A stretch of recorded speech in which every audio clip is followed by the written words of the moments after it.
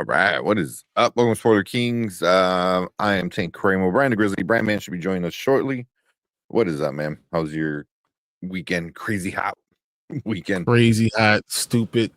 Oh my god, it sucked at work. And then it was so much work. I had to do that and work. I was like, oh my god, come on, guys. 5 of my places air conditioning kind of went out. Half of it went out. So I was on the rooftop, and they're like, "You don't have to be on the rooftop." I was like, "Yes, someone has to come and get this done." Because I don't like spending money, so yeah. Yeah, but those like we have. I'm in a big building. I think we have like 6 rooftop units. And where I'm at, it's the one always working the hardest because I'm by the big garage doors. We have 3 giant garage doors and like the regular door. Oh man! So once it hits afternoon and the sun is on that side of the building, it just bakes. It just bakes, and it's so effing hot, man.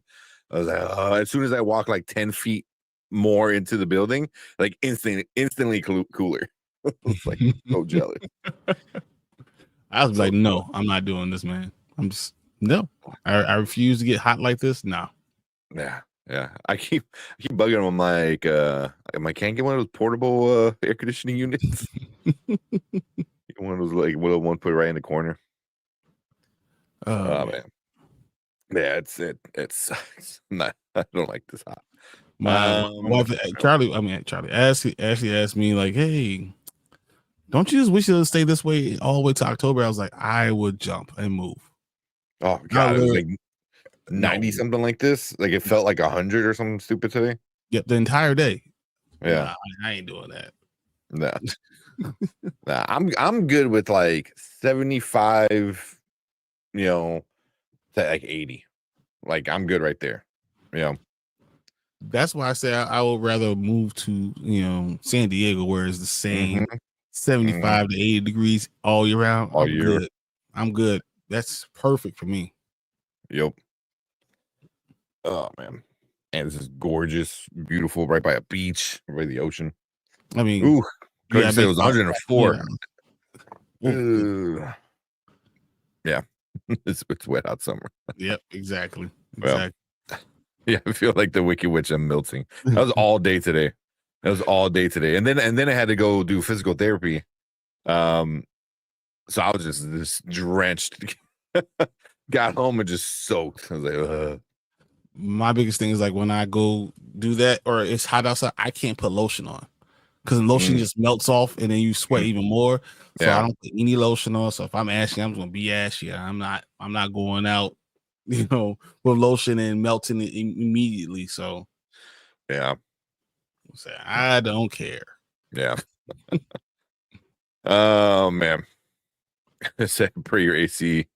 Doesn't guys in chat? Who's in chat? Collector. And now I'm reading waxing on the Karate Kid and me. I missed one. I'm sorry. How you doing tonight? Were any of you able to check out the live stream at 8:30 p.m.? I wanted to finish the 5th Jack Reacher. I wasn't able to check it out, but I'll check it out tomorrow. Yeah, I literally got home maybe like 25 minutes ago. I had to finish the last part of 20 years later because I watched most of it and I was like, man, in that last part, 20 minutes, I was like, dude, what the fuck is going on? And I paused it and I said, I'll come back to this. And I just finished it. I cannot wait to talk about it. I was like, what the hell is going on? Why? This is a movie that has good pacing throughout, and then you get that at the end. I was like, what the fuck, guys? Then it gets a little wild. Oh man, not terrible though. Not terrible. No, yeah. Fernando's in the house. Maria's in the house. And then yes, we're gonna do full spoilers as we usually do. So so if you haven't watched it, you can pause and come back. Enough for you CPT time. It's funny. This is the first time I get on, and it's just Tank was waiting on us the entire time, but I had to finish that 20 minutes. So it's my fault. I had to finish it. There you go. And then, that's why like Mama Bear goes, I think it's more parent time. Well, no, I mean, Brandon doesn't have kids. Can't say parent time. I'm a parent. Yeah. I'm not usually late. No, yeah, this like, is my escape. So I'm on time waiting on you guys. Like, I know, right? I'm trying to. My oldest son, man, he's perfect sleeper, bro. Like 9 o'clock rolls around, he's done. He's finished his milk. He's on the couch, all bundled up. I'm like, you ready to go to bed? He goes, yeah. I'm like, all right. And I literally pick him up, put him in bed, out within like 3 minutes max. And then he's out for the night. Youngest son though, he's the one we're trying to sleep train him right now. Old enough. It's not his fault. No, it's a lot too. He's breastfed, so he kind of is used to eating whatever he wants to eat. So yeah, he's definitely like the baby, so yeah, trying to gets away with a lot of stuff. Yeah, but yeah, we're really trying to like sleep train him a little bit more, but yeah. You know what my training was? Put those kids together, and that was the end of it. Well, once I knew, like, we passed like the 6-7 month point, and y'all sleep together. Yeah, I think we're gonna put them together in a room pretty soon. I just want him to be a little bit better at putting himself to sleep. He's not good at putting himself to sleep. The baby. So Charlie was really a hard sleeper, so it worked. It's hard when the oldest is not a hard sleeper. Yeah. Yeah. Lucas he's my oldest. He sleeps. He stays asleep. The like only when like during the fireworks, there was fireworks the other day, a few weekends ago. He was out. It was just lightning. Big, or not even lightning, thunder. It was like really bad. It like rumbled the house. That was the only. And then he woke up and then he was back out. He just literally got up and go, da. I'm like, it's okay, bud. And then he literally just throws himself back down. I will say this though, getting him out of your bedroom takes a while. It does. It takes a while. So like even when you move them into that room, yeah, they sleeping with you. They still come in. Yeah. They're sleeping with you. This will take. I said it's the baby. I think he's oh man. Both of them end up in the bed. I'm telling you, I used to come on. Remember, I used to come on the street and say, "Yeah, I just got done wearing my child like a hat because she was just joking on my head." I used to say that all the time. Like that's just what happens. They find a way to jump on and be everywhere. You wake up in the morning and you're like, why am I falling off the bed? Or why is this a little person right here on my legs? Or another one on my head. And Ashley doesn't like people touching her when she sleep. She's not a cuddler, whatever. So the girls learn that real early. So both of them are on you. Yeah. Because I'm very afraid to hurt people, so I'm like, so they know, like, dad's not gonna do nothing. Actually, was straight up swing. I'm like, man, what's wrong with you? Really? Straight up. That's funny. She used to sleep with me, so like, there's nothing she could do to me. It's like whatever. That's funny. My biggest issue is I'm usually running hot anyway. Both of those kids are like just furnaces. They touch me. Like the little one, he's crawling around a lot. He came by and he like put his head on my leg, and like try to get my attention. I was like, why are you like on fire? Like what the fuck? You burn my leg, man. So when they come into bed, it's just like I'm like, oh, why are you 100 degrees? I was like, and then they want to be covered up. I was like, what is wrong with you? That's why you gotta kick him out. So yeah. We had Charlie stayed in our room till she was almost 3. Like she was like 2.5 when we kicked her out. But because Katie was younger, because Katie was they're 22 months apart. So when Katie turned 7 months or 8 months, that's when we put them in a room together. But till then, Charlie slept in a little toddler bed at the foot of her bed. She usually stayed in her bed, no problem. Until the morning time, about 6 o'clock, she'll come in and come lay in the bed. Kaylee, we never brought in the bed. We always kept her in her bassinet or somewhere else. We never brought her in the bed. We would just like put our arm around there and kept her separate. So when we put her in the crib, there was no problem. The transition was just fine. She was used to it. Charlie was there. The dog would be there, and they were fine. Yeah. It's hopefully soon. Soon for me. You never know. Yeah, exactly. Exactly. Oh man, see who else is in chat. So Collector saying that they did the live stream tonight, showed off all its physical media picked up from May and June. Oh yeah, I yeah. saw that. So I saw a lot of the stuff that he had. Yeah, the pictures I think I saw. Well, I saw the notification, so I was like, I didn't get a chance. Also, did you notice I fixed it? Yeah, it's straight up. I was like, I saw when we first got on. It's not like about to like fall over on me. It's straight now. Oh man, that's awesome. Yeah. But well, I was typing in a private chat, and then halfway through, I was like, "Oh man, I should say something about the DVDs." I was like, "No, don't lose focus, Brian. Don't lose focus, Brian." Oh man, we got. Fernando said lotion makes it really worse. It does. You just melt. Like man, I ain't wearing no damn lotion today. when I sweat, even when I put like sunscreen on, it's like I feel like slippery, like moldy. Mm-hmm. What are you gonna say?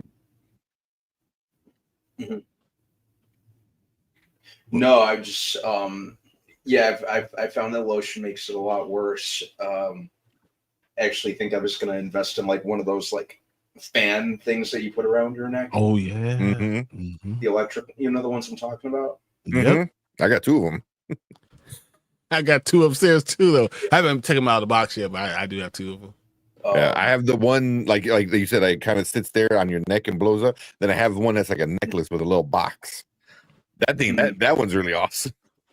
So yeah. When we went to Disney, those things came in super handy. I had one for one of my friends. Let me borrow one for Riot Fest last year. Might get another one. Do you notice, especially like for me, going to the gym, I'd be very careful about putting lotion on because then everything's slippery, right? So if I'm doing pull-ups, I get to like 10 and all of a sudden I'm slipping off, like my hands are sliding off the thing. And same thing, you trying to bench or trying to deadlift or whatever. It's so slippery. So that's why I put no lotion on. And if I have lotion, I put some gloves. I typically avoid that too, putting lotion on. Some chalk. Chalk. Then I'm all ashy, hashtag black people problems. Yeah, exactly. I had someone come up to me and was like, why? You always look fine, as far as your skin, except right by your ankles. I was like, yeah, I got ashy ankles. Thanks, man. You don't understand this. I was like, man, you gonna point out I got ashy ankles? All right, I see you. Why are you looking so intensely at my ankles of all things? It's nothing like a beautiful woman come and say you got ashy ankles, bro. It's nothing like it. and that's when you buy the longer, calf socks. They go up. Oh, no one gonna notice. I was like, yeah, well, it is what it is. I think she was like, if you didn't want to know, you shouldn't be trying to deadlift. It's like, I'm not thinking about you when I'm trying to deadlift. I should be like, my ankles might show. She said it at the gym. You should have been like, it's chalk. Shut up. No, it's ass shit. You can tell because it's one spot you can tell. The one spot. Let's see. Mama Bear said a Jamaican I dated got me into coconut oil. Works really great in the heat. It like does, but it makes you very shiny. And at the gym, you can't be on all that stuff. That's the problem. Yeah. Like Mama Bear, you ever know men's lotion is like dry. Like it's not, it's meant to be that dry because we are automatically oily and we don't want to be that wet look because it will melt. Yeah. I think it's 2 kids under 5. I come up past. Yeah. Oh man. Yeah, it still blows my mind. I got like 2 kids technically under 3 right now. So and Zaire, what's up? What's up, Zaire? We're on Twitch. Appreciate everyone coming in over on Twitch, hanging out. Appreciate you. So my kids are in high school. Thank God. Oh, so you got a whole nother set of problems than what I got. That's another issue. I'm right in between. I'm looking at them like going to middle school. Charlie's going to 5th grade. I was like, now she's about to leave the school because usually I have both my kids in the same school. They're about to leave school. They're gonna be in separate schools next year. That's gonna suck. Oh, yeah. That's only cool. Like 2 years. Well, there's 2 years and then they leave again. Oh, yeah, and then because you only got 6th, 7th, and 8th grade. So by the time Kayla gets to 6th grade, it leaves again. Yeah, they got 1 year, maybe. Yep. Yeah. 1 year, and then go to high school. Then you got to wait 2 years, and then they got 2 years. Then it's over. Oh my God, it's happened too fast. This is why I'm not in any rush. The problem is the older you get, the faster it happens, man. It's just when you're young, it's like you guys are growing up together. You kind of still do a lot of stuff. But when you get older, you don't mess with it, have all that nonsense. So it just happens. All of a sudden, you turn around and that stuff is happening. You're like, what? What's going on? You're settled in yourself. So like it's like rapid fire. Yeah. Oh, 100%. Like being an older, parent, it's just like, that, and it's just like being just old in general, and being a parent is like, man, like my knee, I knew eventually with what the injury I had when I was in high school, eventually I'm gonna pay the price for it. I thought at least I had 10 more years, but but gaining weight didn't help, and then having 2 kids to chase. So I'm constantly bending over, constantly, lifting up, like, but Isaac is like 40 pounds, and it's 40 pounds. Like, it's not like, just like a deadlift 40 pounds. It's like 40 pounds that's like flailing, kicking you in the face as you're trying to lift them. You're like, I'm gonna throw you, man. Hey, I was practicing for giggle. Like I always said, curls are the worst exercise ever. There's no need to do curls. There's no reason that when you do this, what movement is natural that you do this to that kids. And then I realized picking their ass up and grabbing them, that's a real, the hammer curl, that's real. Yep. Say curls and get what are they? Good mornings. Man. Get the good morning, because that's so much. You don't even notice it. You're like bending over. My kids were tall, so I got real lucky. Yeah. Right off the bat. So yeah. Just grab one arm. Let's go. I taught my kids to do pull-ups when they're like 3 and 4. Yeah, because I want them their bodies to be strong enough so they can just. I'm pulling up. They're pulling up. We're good to go. Yeah. Oh man. Yeah, 3 tanks, pretty much. Oh, and they just 2.5 at least 2.5. And both of them just crash into everything. Everything. He's the half. I don't know what y'all talking about. Yeah, I'm the at this point. Oh man, Fernando said his daughter slept with us until she was 8. Crawling back in the bed, it's hard, man. It really is. What's up, Ace? That's Ace? When I would have been asking, why are you looking exactly? Why are you looking at my ankle? Yeah. No, look, I play it off a lot, like making sure I don't, I don't pay attention to anybody else, but I know when you're deadlifting, 570 pounds, I know everyone's looking at me deadlift 570 pounds because they're like, there's no way you can lift it. And I know it. So I know there's certain things when you're benching 4 1/4, people are gonna be looking at you benching 4 1/4. So as much as I can say, I'm not paying attention to you, I kind of do know that they're gonna look at me because that's what it is. Yeah. People don't actually just normally do that shit. Yeah. Lifting with slippery hands can be dangerous. Yep. Speaking of that, I have another story.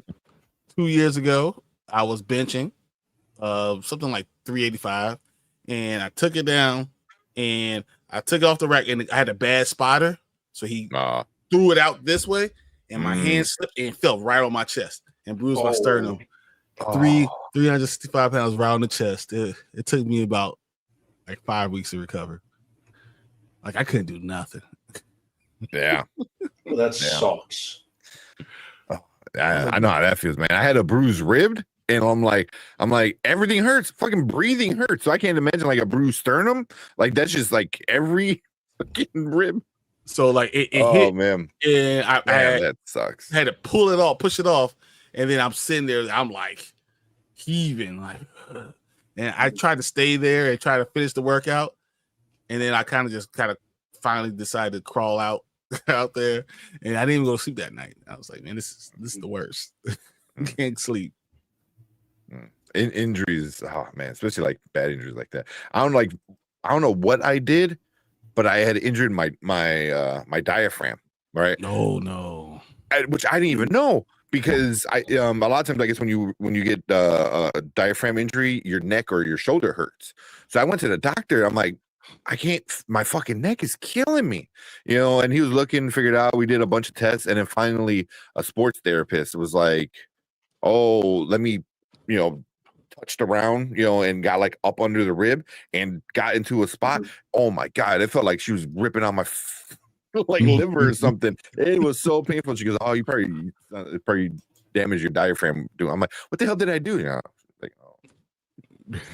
Like, how do you injure that? But the referred pain was crazy because my neck was killing me. For a thing that's like under my ribs, my neck was killing me. So that referred pain is wild. I definitely feel you. Oh man, but the sternum, oof. Dude, that's not referred pain. That's right there. You're feeling every bit of that. And it's my fault. Like I shouldn't have had an idiot spot me. My fault. It's just like, This is why I realize now that you got to start doing not weightlifting type of lifts too. You need to be able to do pull-ups. You need to do dips. You need to be able to do all those things too. Along with, if you're going to lift, you need to be strong enough to stabilize all the weights that you're going to do. So you don't need a spot. Or if you need a spot, it's okay because you're still lifting most of it. That's when I had to realize I learned how to do that. Yeah, I think a lot of people don't know how to spot. No one told you to pick all up and try to throw it at me, bro. 10 pounds of pressure goes a long way. Oh man, that was hilarious. The tank, did she pop it? Oh man, that should hurt. Oh man, Moore said she's probably looking at his ankles because they're eye. She is short. She is a little short little Brazilian girl lady who's like super like strong. Like you see her doing all type of crazy stuff, and I see her and her boyfriend doing like what's that Brazilian like fighting thing, whether it's capoeira or whatever. Oh yeah, and then they're in the little rooms around bouncing around. What the fuck is wrong with y'all? I was thinking Bob's Burgers with that now. With that episode with Bob's Burgers. I was thinking about Get Hard. No, Will Ferrell. Kevin Hart. Oh man. Great idea. Take your time. Do not rush. Yeah. Great idea. Take your time. Do not rush. Yeah. Yeah. Once you're ready, you're ready. You also, I think you miss it. As they get older, they don't want anything else to do with you. You miss it. So like to rush is a bad idea. There's times where you're frustrated with it, but enjoy the days. Enjoy it. Yeah. Yeah. Well, that's why like I want to go do stuff when they're young like this, because like so many times, and especially like I think a lot of like parents, like or not like our age parents, so so we're like millennials, so it'll be like what baby boomers, maybe even Gen X, would our parents, they were so like, oh, work, we'll do vacation with kids later. But it's like once they hit like that 10, 11, 12, somewhere in that range, they stop wanting to hang out with that. They want to hang out with their friends and do stuff like that. So it's like, I'm like, like I have 10 years to like enjoy, not a teenager. So because once they turn into a teenager, you have boys, so yeah, it does go that way. Yeah, my last trip with my parents was at 13. Yeah, because then you just want to, do stuff with your friends. So, yeah. So I was like, I'm the 10 years that we're gonna go to Disney. We're gonna do this. Like we're gonna go. We're planning on doing that safari thing you had told me about. We're gonna go in 2 weeks because it's so. It's so awesome, and it's not expensive, and you're going on a full safari in your car, but definitely be ready. And it's like an hour away from us. About an hour, right? So yeah, for you it'll be 50 minutes. Yeah. So it's stuff like this. So I'm like, I got these first 10 years, and then I gotta wait out another like 10 years until they're like in their like mid-20s when they're like, hey, let's do stuff together. Sometimes. Then it's like limited at that point. Then we'll go out and do something else. Yeah. But said having high schooler makes me realize how much closer I am to being out and done with it all. That's so right. Mm-hmm. Oh man, and Tony's in the house Sunday. Yeah. Yeah. Handing out the headbands with different colors. That's a funny episode of Bob's Burgers. Yeah, with the he beats the shit out of Bob, but all he does is like makes Bob fall and then Bob pooped himself. Yeah, I wrote that episode. I won't even watch it all, but that's fairly early on. It's fairly early on one. I think it is. Fernando said, I love my kids, but I can't wait until they move out. That's the other problem. Now the kids nowadays don't move out. Yeah, it's hard. My parents never wanted never went anywhere when I was a kid. And that's a lot of, when I'm assuming because you have kids, Fernando, you're a little bit older, like kind of like how we are, maybe, somewhere around 40. Our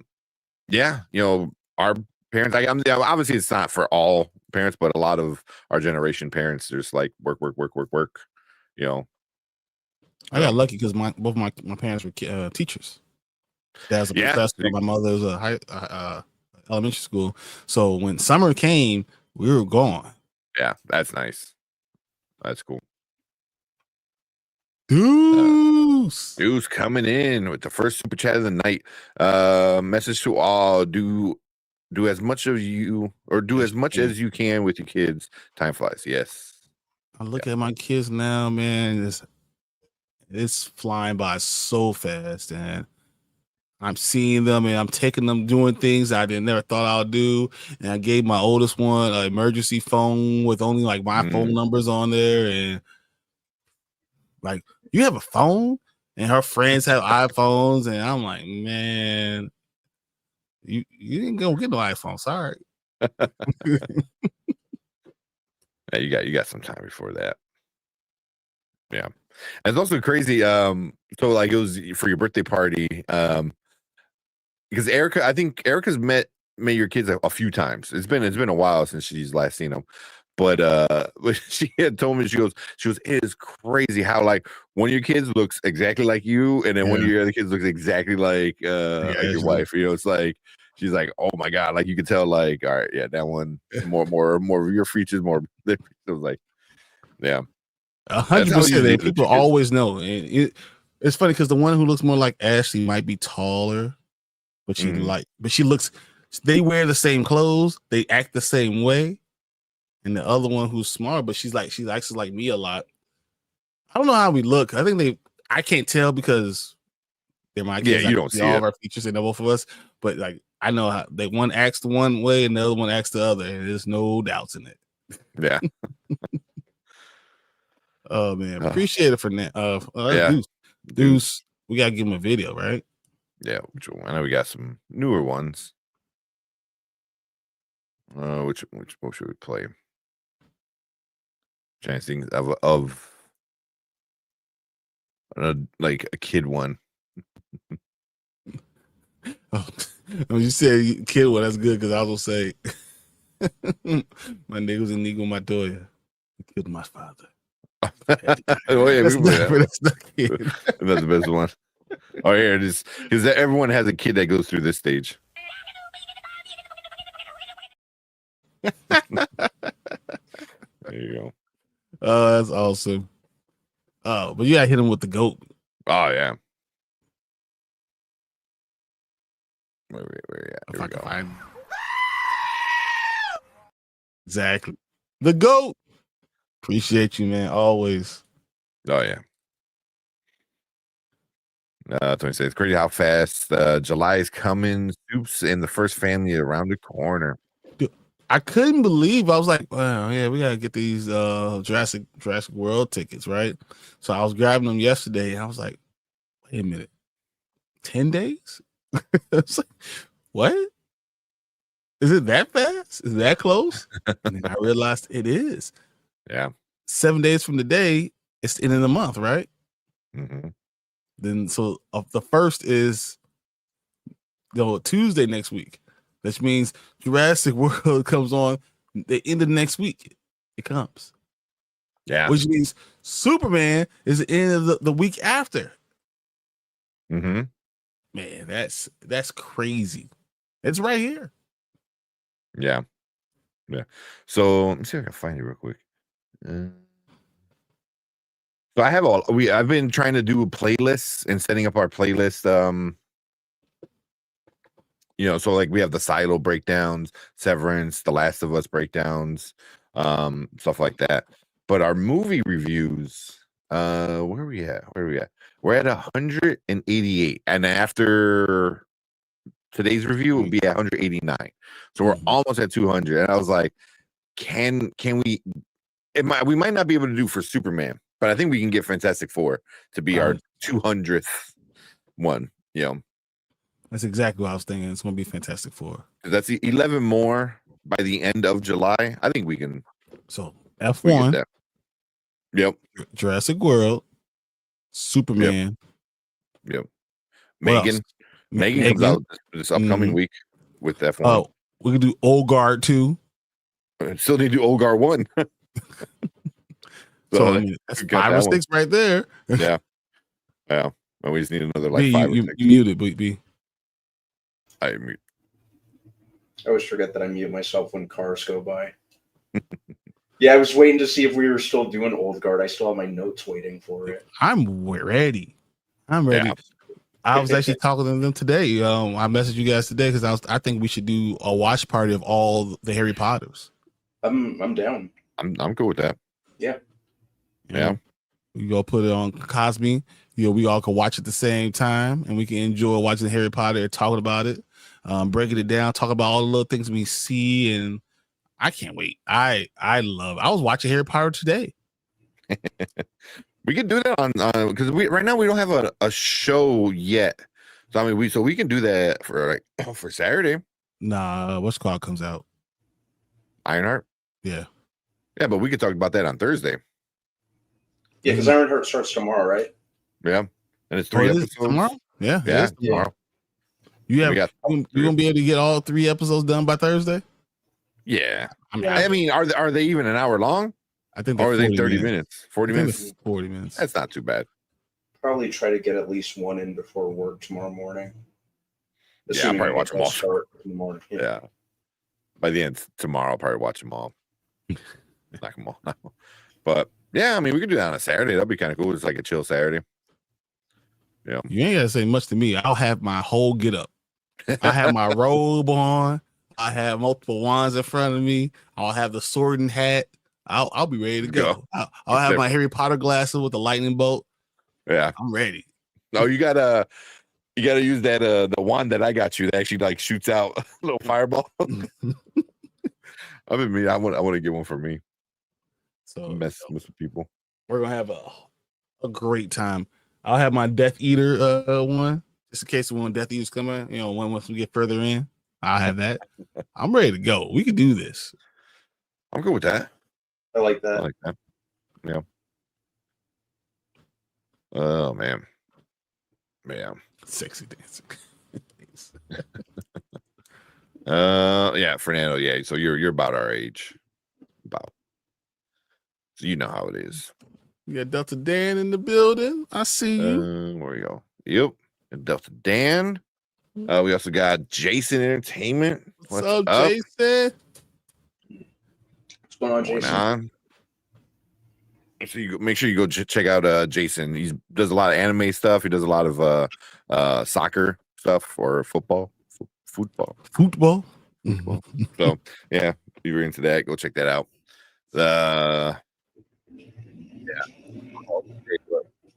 What was I starting to watch the other day?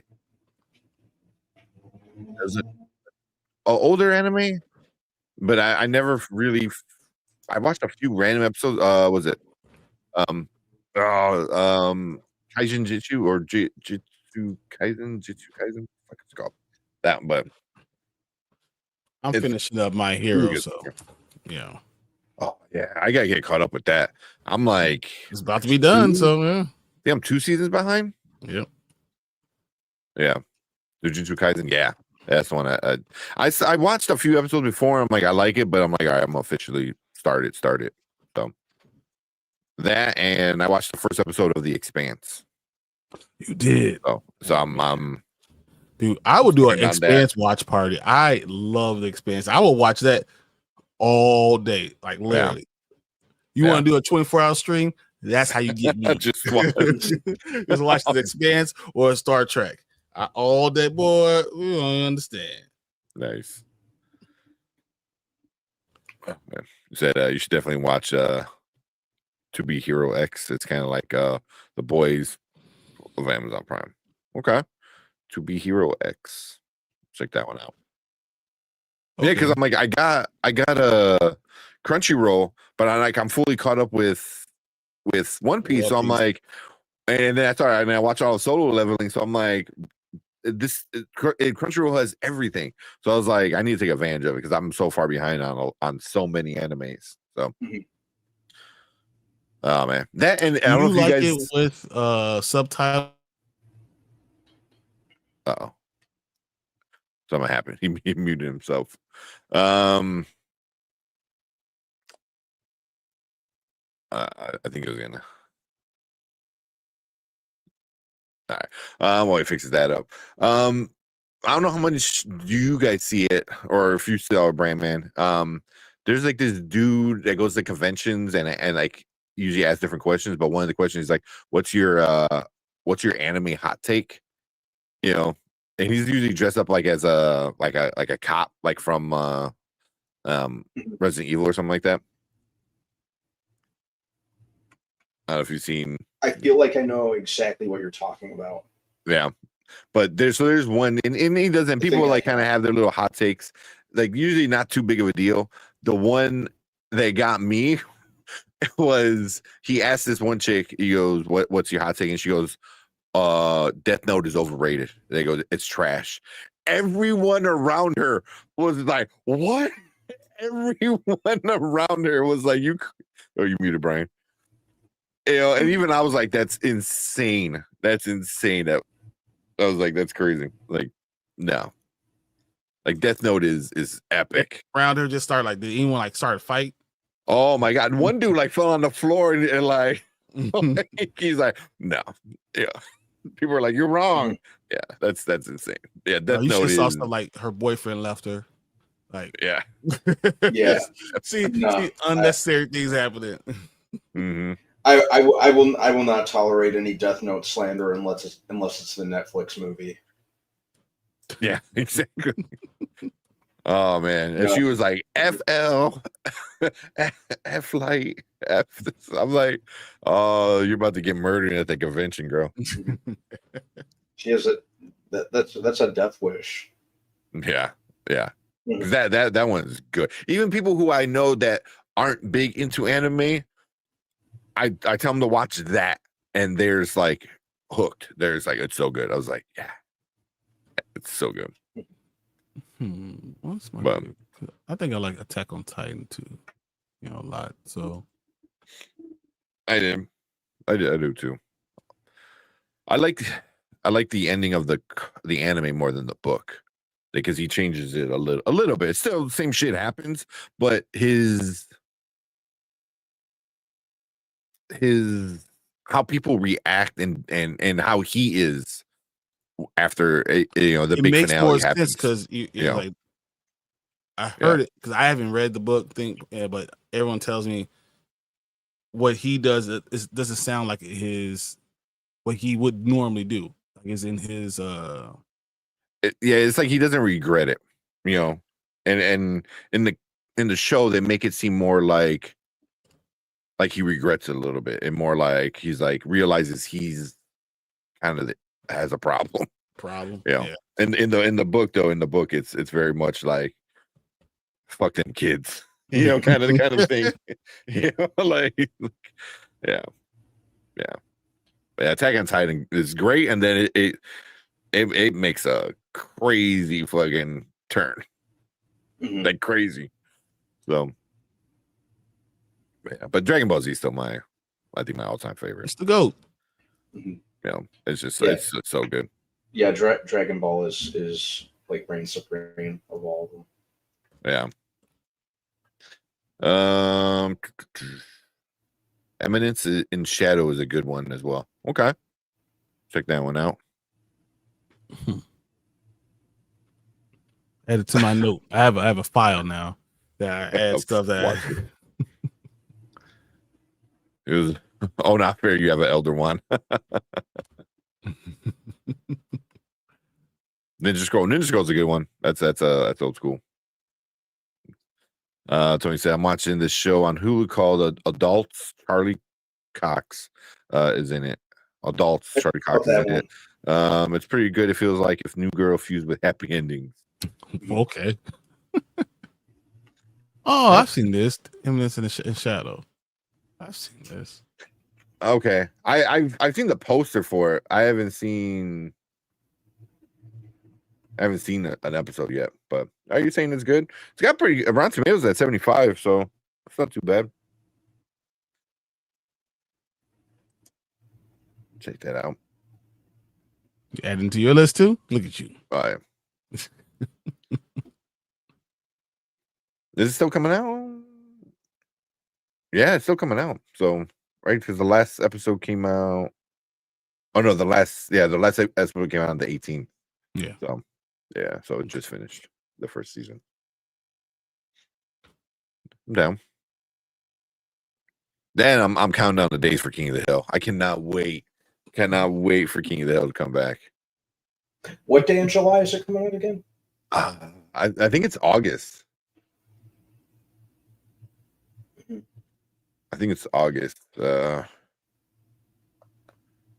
August 4th. 10 episodes, which is so annoying. But that's the new thing. It is. So now that everyone's doing 10 episodes and everyone accepts it, why would they change it? Yep. Futurama did the same thing. They were like, I think they were like, when they came back again, for the third or fourth time at this point, they were given 30 episodes. I'm like, oh damn, it's only one season. I was like, no, they're doing 10, 10, and 10. I was like, yep. So it's the new normal. So this way you don't have to worry about it. This is just everyone does it. No one's getting mad, and everyone gets paid for it. I'll say everyone's getting mad. That's the problem. Well, the viewers, at least. Yeah, not them, because they have less work to do for an entire season. Yeah. Oh man, DBZ is the best.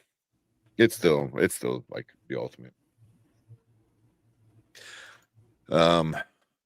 One Piece is really good though. This current thing that they're in right now is pretty wild.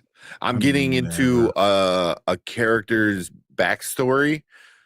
My God, man, it's just like, hey, how fucked up do you want to get it?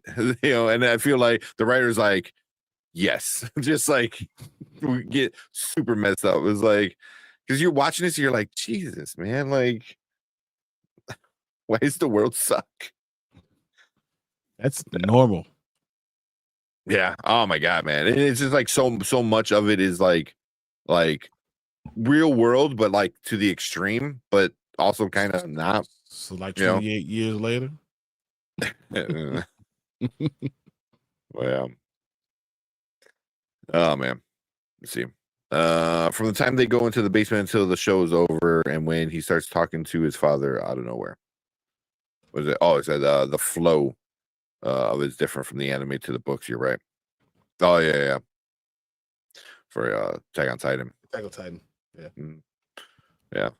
And shout out for all things for shout. Yeah, no problem, man. We really appreciate it. I know we need to do some more stuff together, do another anime or something. See, Brian, I still watch from. I'm slipping. Come on, Tony. Come on. Look, you have about 8 months. Don't be like Tank, who still hasn't watched Stranger Things season 4. Don't be like him. Finish up so you can join us for the next season of From. Yeah. Well, I'm gonna From's on my list, and then also the one where you and Anzo, the Walking Dead one, Dead City. You talked me into it. Watch Expanse before any of this stuff. Like, if you start watching Expanse, I'm telling you what happens. By the time you get to like episode 5, you don't need sleep anymore. You say, what need sleep? It was just so funny because I was watching this one. I watch a lot of sciencey stuff on YouTube, and it was this one science, astrology or whatever. Yeah, astrology. Astronomy. Yeah, astronomy. And he was breaking down different science parts of movies and shows. So like he gave like Interstellar a 9, and he gave I think he gave Three Body Problem like a 3, because he's like, it starts off good, but then it gets really sci-fi and it kind of leaves the science part behind, which I don't know what exactly. Going to get back into a science problem. Yeah. I can argue with him, but later. All right, here, go ahead. Keep going. But then he had said he had somebody the whatever Expanse guy, the interviewer said like, well, what's the best? And he's like, The Expanse. He goes from beginning to end, like they do a few things that are a little, like for entertainment purposes, but for the most part, it's like the science for almost everything is just spot on for like the entire show. So I was like, into the ring, it's so cool, and with the way they do that, and the way they understand how a wormhole really would be, and then understand that it doesn't hold forever, but you need an outside source to do that, and they explain it all, like all the science of it. Even as little as I told you, like accelerate a ship that accelerates to a certain spot, because we travel to Mars, we accelerate by halfway. And then we spend the rest of the next half slowing down. That's how we get, and that's why it takes 9 months. You can accelerate all the way there, but then how do you then stop? Because you go right past it, and you don't fall into orbit. But with the Expanses, it'll accelerate to it, and then it'll turn and decelerate that way. So like slow. It would. Exactly. So it'll slow back down, and slows down by decelerating in the opposite direction, which is a lot more sciencey. Like, there's a lot more the way that bone density. So people that live, like, are born of Ceres, and or born on Mars, can't live on Earth because their bone density is different, because they don't have the same amount of gravity. Yeah. So like the fact that, and they explain why it is that way and how it started to breathe. They explain all of it. It's so good. And man, if you like science, you don't like The Expanse. Yeah. Definitely gotta check that one out. Because everything else that guy was talking about, I'm like, I haven't seen Three Body Problem yet, but I've seen like everything else he was talking about. Like everything else he talked about, like, was just like spot on. Like The Martian and this, and yeah. So Anzo, whatever. Look at you. Something point at Star Trek. It's way more to do, and it's very multicultural, and if you hate it, then whatever. That means we know that's like a stamp of quality. Speaking of, so I think I showed you guys this. I got this from the secondhand. Yep. I got all 4 seasons. So I wind up finding the first season. So there's which one? That's awesome. Enterprise. And then I yeah.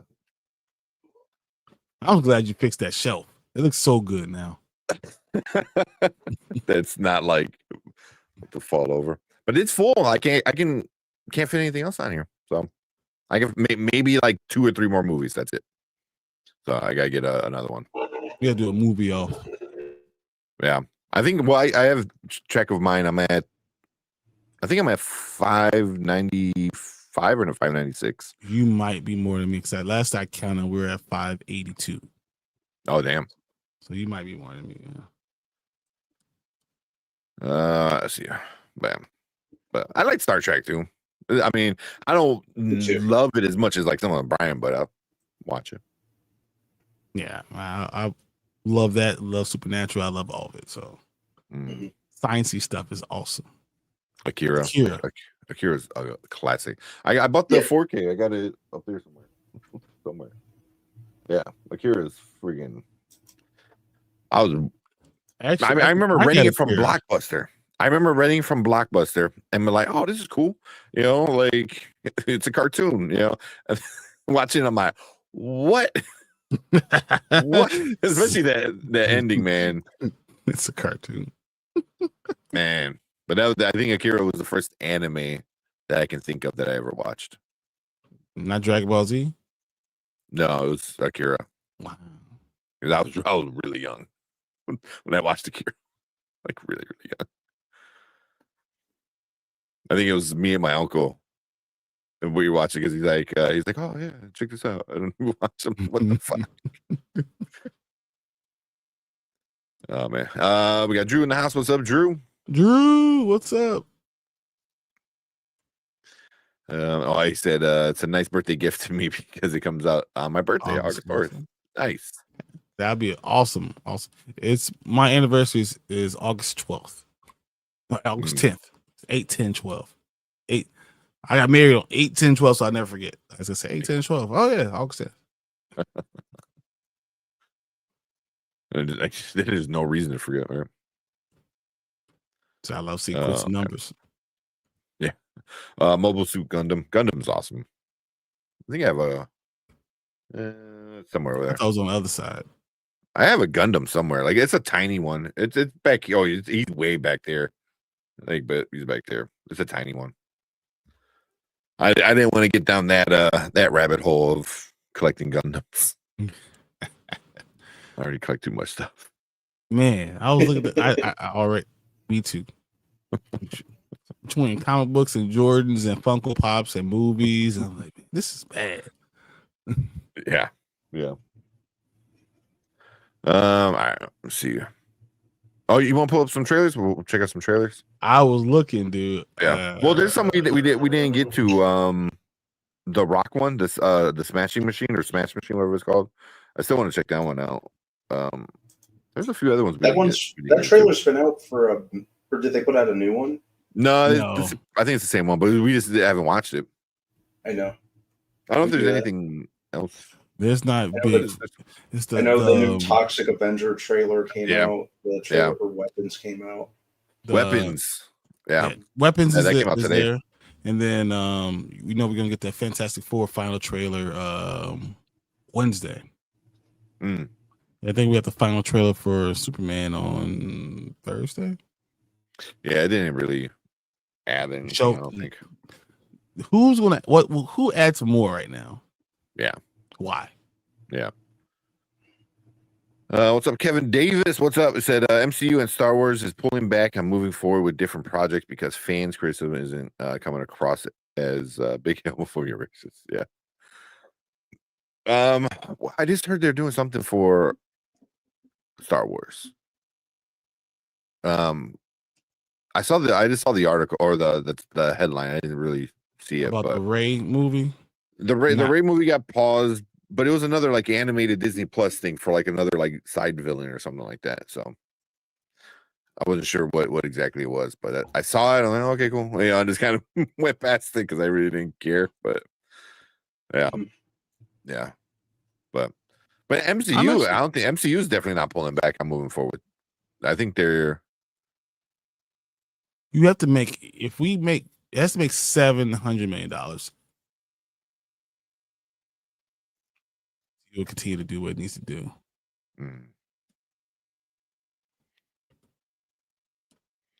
For which one?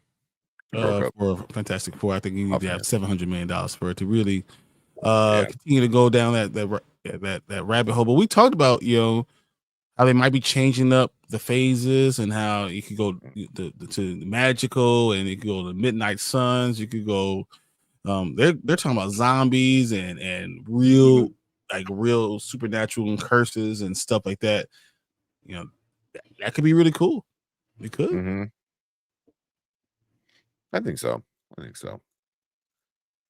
But yeah, MC. I mean, 2028. They're right now. They have 4 movies on their list. So yeah.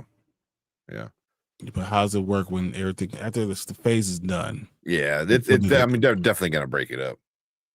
You know, 4 is crazy. Yeah, they'll break it up. But yeah, Star Wars needs to figure their shit out. Yeah, they're just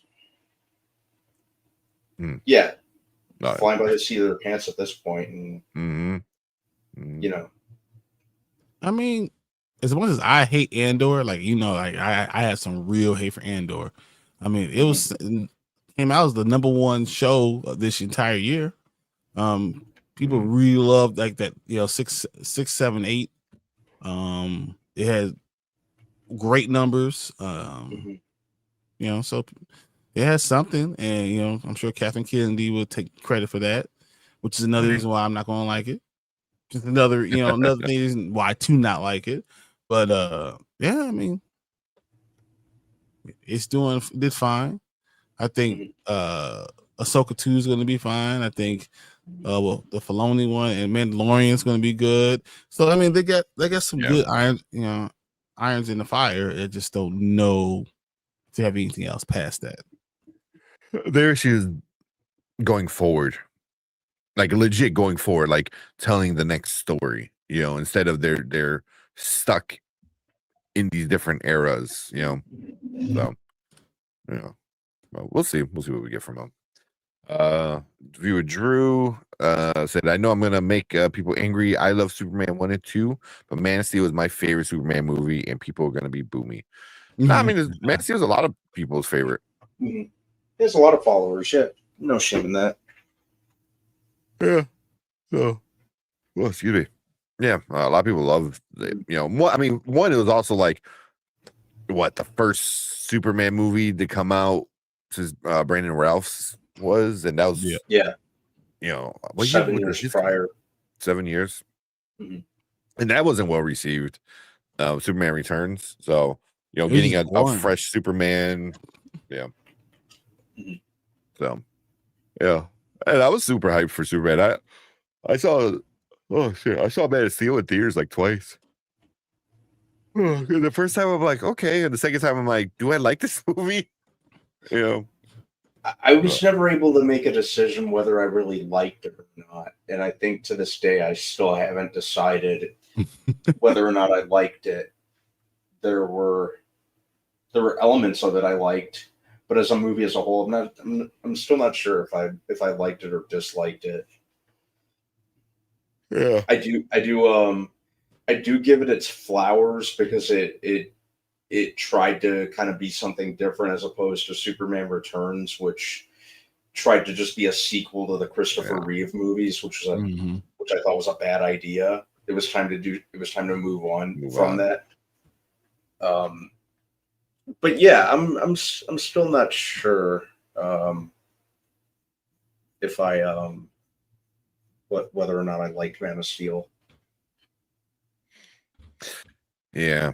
I mean, it was okay. I don't hate it, but yeah, you know, I'm not gonna go around singing its praise and like, oh my god, no.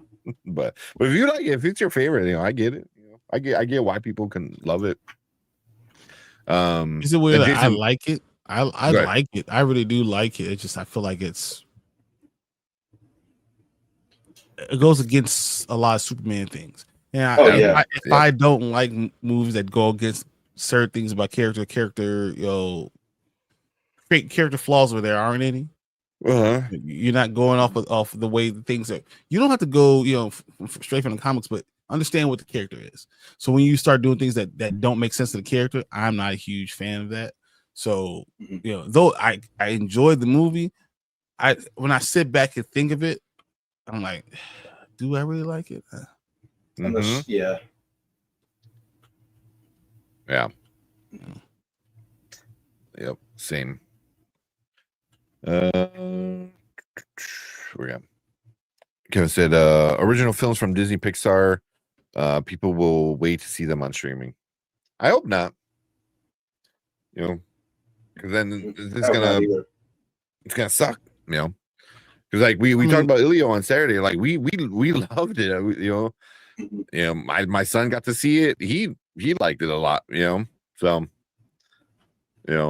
I mean, it came in third, like we thought. Yeah. This is what we thought was going to happen. It came in third. It made almost $21 million. Something like that. So, but I know I've been hearing a lot from Disney recently is they have a film coming out that is going to be this new style of art. It's not going to be like the new thing going forward, but they're going to do this like watercolor kind of one with movie or kind of one with their movies. I forgot what it's going to be like Italy with a cat or something like that. But the picture I saw is really gorgeous, like watercolor, look pretty. So if they try that, I think that'll be cool. They came out the new CCO for Disney said he really wants to go back to 2D, like traditional 2D.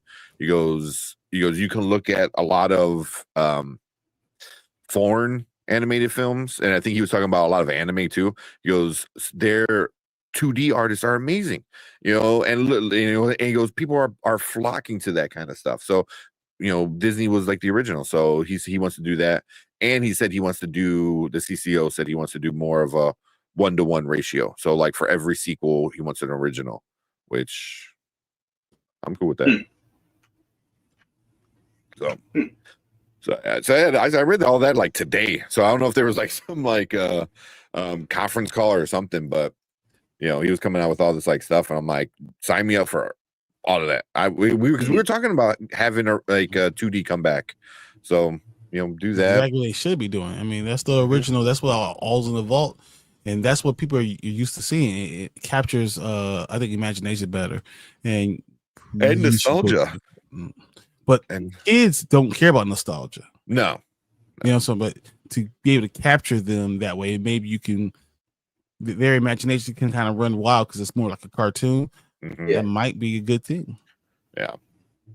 That's the biggest issue I heard from Ilio, because everyone's like, oh, they have problems here and there. But the one that I've heard the most is that people are tired of that bean face, bean mouth style of animation. And I was like, okay, like I get it. They've been doing that a lot in recent years, the past maybe 10 years or so.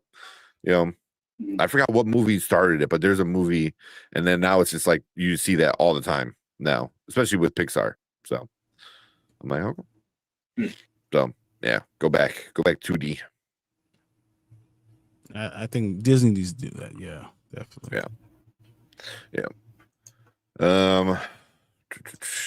Skip around a little bit because we got Kenny in the house. What's up? What up, Kenny? Saw you came in. Feeling better? Yeah, I know. Hope you're feeling better, man. We watched the Frankenstein trailer. I gotta edit and put it out, the reaction, but I think it's Netflix. I think it's gonna be. It is Netflix. Yeah, is Guillermo del Toro. Yeah, which really is that is right up his alley. Yeah. Frankenstein movie. So I'm pretty excited. Oscar Isaac. I forgot who's playing the Frankenstein's monster. I know Mia Goth is in it. Got to remind myself of the rest of the cast, but Del Toro doing a Frankenstein movie, that's enough for me. Mm-hmm. Who was playing Frankenstein or the monster? I forgot the dude's name. Elroy. Was it? Elordi? That's who it is. Jacob Elordi. Mm-hmm. I never even heard of him. Yeah. Fun fact: it was supposed to be Andrew Garfield, but he backed out. That's awesome. That would have been awesome. Yeah, it would have. Yeah. Oh, he was in Saltburn. Okay. Yeah, he was in Euphoria. Oh, okay. Mm. Yeah. For Saltburn. Anybody who's seen Saltburn, you either I mean it's wild, don't get me wrong, but you either like love it or hate it. Like but no one ever wants to watch it ever again. Yeah, I'm in Saltburn. the hated part. Yeah, Saltburn. I think I hated it. I wasn't a fan. It was weird. Yeah. It was so yeah.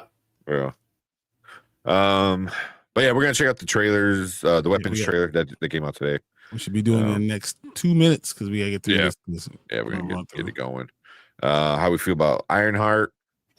I'm gonna give it a fair shake. I'm gonna kind of go against the grain with with a lot of people. I'm not out to immediately hate it, even though I wasn't the biggest Wakanda Forever fan. I did like Dominique Thorne's performance, and I'm kind of interested in seeing more of her in the role. I think it could work. So yeah, I'm probably gonna get up early in the morning and watch the first episode and maintain an open mind about it. Not out to immediately hate that show like so many other people seem to be doing. It's just too toxic.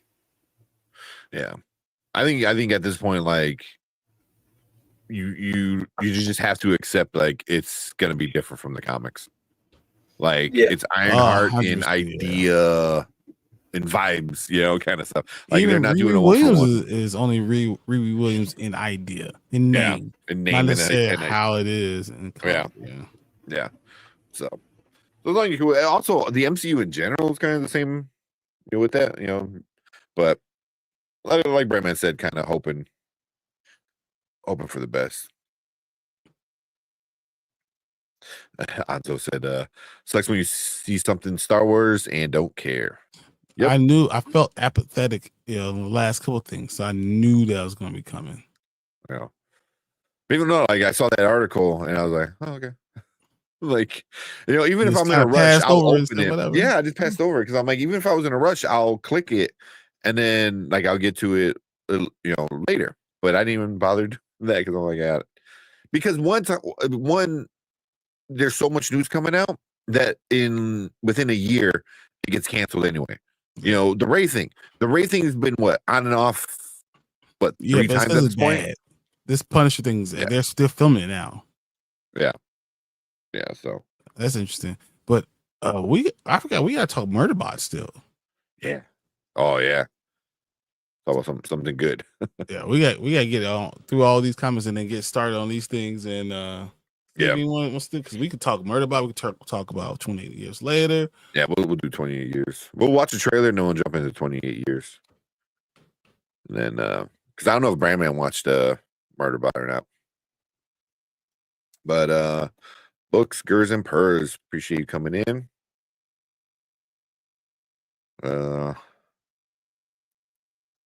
What's MOS? Why am I having a brain fart? I know we were just talking about it. I love MOS. I don't know why I'm just breaking right now. I know. we're like kind of behind. This came out like 10 minutes ago, this comment. Yeah. Where we at? Yes, I'm looking forward to seeing what we get tomorrow. Yeah, I was talking. Man of Steel, UE is Man of Steel, that's MOS. Oh, Man of Steel. Oh yeah, okay. Yeah. Man of Steel, what? Ultimate Edition? Ultimate Edition. Feels like Zack Snyder puts out like 4 different editions of each of his movies rather than just getting it right the first time. It started off with Watchmen too. Because Watchmen, because I got the director's cut and it's like 3 hours long. Yeah, like how many different cuts were there of that? A few. Yeah, I don't think of 3. Yeah, like Christ, cinematic directors, and then the one you got to take home. So I think it's 3 different type of cuts. Yeah, something like that. Kevin Cameron praised Snyder for dirtying up Superman. Yeah, the old Batman praised Snyder for dirtying up Superman. That's funny. Yeah, I mean, people like that. You know, I mean, just for me, I think that was my biggest issue was Superman shouldn't be dirty. Superman should be the good boy. Yeah. I think that was kind of my thing too. Making him like optimistic in a very cynical world probably would have been my way to go, but he was just as gloomy and a Debbie and just as big a Debbie Downer as the world that he inhabited in that universe. Which I always thought that he can be that, but he should be above us, above everything else. He should be above it. He should be better than everyone. But he should also recognize he lived here. So he, nature versus nurture. Mm-hmm. I understood part of it, but at the end of the day, I was like, man, he shouldn't be killing people. You're Superman. You don't need to. Yeah. You know, same thing with what's his name, Captain America. You know, whenever they do something and he becomes like evil, they did the whole Hydra thing, which was fucking stupid as shit. Like, you know, it's Captain America. He should be the Boy Scout. He should be the good two shoes. You know. So. But I did like what they did in Endgame in Infinity War when being nomad and being different. Yeah. You know, yeah. But because he's still on the guy. side of good. Yeah. You know, he just wasn't on the side of the power, but he was still the good guy. You know. So yeah. He was not good in Civil War. Captain America in Civil War. Iron Man. Yeah, I was kind of with Captain America up until the last 15 minutes of that movie. So he killed your spot. What? He should be on a spigot. What was it? What was I just watching? And had the audacity to write him an "I'm sorry" letter at the end. Like, screw you, Steve. What was I just watching? How to Train Your Dragon 2. When Toothless, I don't know if I should. I mean, it's been out for a while, right? I was like, there's no such that's an 11-year-old movie. Toothless kills Stoic, you know, and because he was brainwashed, you know, it reminded me of the Captain America Civil War kind of thing, you know. Yeah. You really that. I can definitely see that. Yeah, because like he gets out of the brainwash and he's like turns back into like the puppy, you know. He's like, oh hey, you know, and then he sees like, you know, Stoic dead on the floor, you know, and what's the name? Hiccup gets all pissed off. But yeah, but it reminded me of that. All right, let's get into some of these trailers, and then we'll get into. Have you watched Murderbot, Brandman, or no? Not yet. I've been catching up on it. Okay. A couple episodes in. We'll see. All right. So yeah. Also, Lawrence. What's up, Lawrence? What's up, Lawrence? Feeling, man. Appreciate it. And Brandon Davis coming in. I saw you coming about. Yeah. Talking about I'll finish Murderbot tomorrow. I'm pretty sure B came in earlier. Did he? Yep, he came out a little earlier. What's up? Like I say, how long are Murderbot episodes? 20 minutes. 20 minutes. Yeah, really. 25 total, like, you know, from beginning to credits, 25, right? Which means the entire episode is 20 minutes. Yeah. It's so fast. And that's the thing that makes me so angry. Yeah. They're good though. It's a really fun show. It's a real fun show. Yeah. Yeah. Yeah. If the studios just let him cook, you wouldn't need director's cuts. Well, I know like Netflix, they did them bogus. I think they did it on purpose. They're like no, like because Netflix was like, we want you to do a cut, which was annoying. So we're gonna let you do your own cut. Do you like that? Yeah, first do it this way, and then you can do yours. And he's like, well, can I just do mine? They're like, no. Which kind of like it kind of sucks for him because like, our studio's gonna want that now out of him. They're like, no, we want, you know, the Snyder cut. You know, I mean, I hope that's not a thing. He has a following, so you know, why not do it? You gotta capitalize off of it. Yeah. All right. Let's check out which one. Check out weapons. Weapons. Then we'll get into to 28 years later. After I finished watching 20 years later, it reminded me what Kenny said. It's like, oh, they were just handing out crack in the writer's room. I was like, yep. Only in the last half an hour. That's when they started like, hey, you want this stuff? And they're like, try it out. Like, oh, I didn't know you got wet. Yeah. Angel dust. PCP. Like a watching Training Day. I don't want to put this in the actual like review part of it, but I was watching like different reels, and somebody's like 28 years later. He goes, this should be called 28 inches later. Oh my god. Oh my god, man.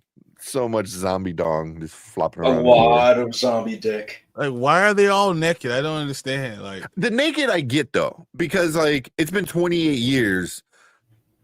They're not keeping that shirt, on, after 28 years, and then they're zombies, so it's not like they're like gonna go shopping and put on new clothes, So I was like, okay, I get it, but it's just, you could have done better with the angles. Like, I don't need, one of those looking up shots and just flopping around everywhere.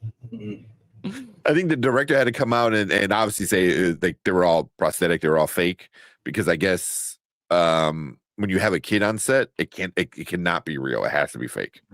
So, which obvious reasons.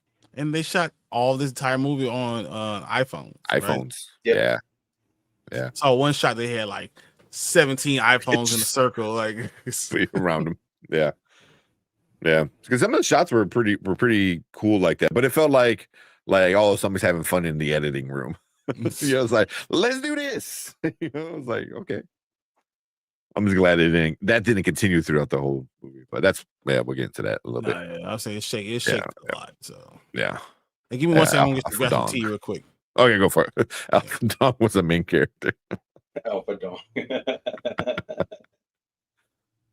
Oh man. Yeah. No Z-Mart. No Z-Mart. And then Sony Pictures can make good films. They can. Yeah. But it's usually, I think they get too lost in the sauce with some of the bigger IPs. Like what, like specifically like Spider-Man. Yeah. Like this one, I feel like they just let the directors kind of like, all right, cool. Do your thing. Yeah. Yeah. With Spider-Man, they're just way too all over the place. Yeah. Yeah. Mom very proud of me. Because what's worse than getting chased by zombies? Getting chased by naked zombies. There's nothing worse than naked zombies. Come on, man. Yeah. I think they denied, because you saw it in the trailer where that one zombie looked like Cillian Murphy, and they denied that it wasn't. But I was like, then why do you make him look exactly like Cillian Murphy? Like, stop, come on. But they said that after they do these couple of movies, the last one's going to tie back into the first one. The first one, yeah. Well, I guess they haven't greenlit the third one yet. Nope. Not Depends yet. on how this one goes, but this one's going well. So it's going well. It's gonna get green. 30 million, 32 million, something like that in the first week. That's just domestically. Yeah, I think worldwide it made 60 or 80 or something like that. They're pretty good worldwide. And the second one's supposed to be released in at the beginning of next year. Yep. Yeah. I think it was was it January or December or February? January. Yeah. Yeah, because I was watching interview, and it was the three main characters. It was the boy, and then Spike, whatever. Yeah, Spike. Which is his first movie. That's not bad for his first movie. Was it his first movie? Damn. First movie ever. Ever. That's impressive. Like, that's pretty good. But then it was Aaron Taylor Johnson and what's her name? Jodie Comer. Jodie Comer. Yeah, Jodie Comer. Yep. They were all in an interview, and the interview guy was like, he goes, how upset would you guys be if they never greenlit the third one? And they were all like, oh, we're like so pissed. They're like, no, they need to. So they need to explain themselves from this in this movie. So Yeah. I need some explanation. Yeah. I need some reasons. Did he that you? That'd be funny if they do. Dude. I mean, there was one, kind of crawling on the floor, very slimy. Was that baby oil? Was that baby oil? Oh my god! All right. Now that's a horror movie right there. Yep. Five Nights at Diddy's. No one can last 5 nights. Come on, let's be right. Oh, that's funny. Baby Cassie. All right, let's check out Australia, then we'll get into the 28 years later. Let me get it ready. Right there. All right.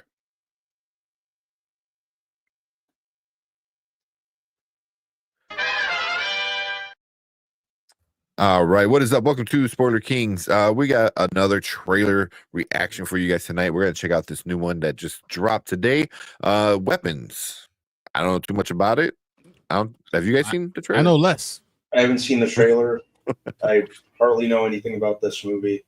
Yeah. Hopefully the trailer keeps it that way, because I like not knowing much about this movie. Yeah. It's from the director of Barbarian, which I loved. So that's kind of I'm kind of hoping this trailer goes light on exactly what's going on, like the last 2 trailers did. Yeah. Well, let's check it out. Hopefully we don't get full on spoiled. All right, let's check it out.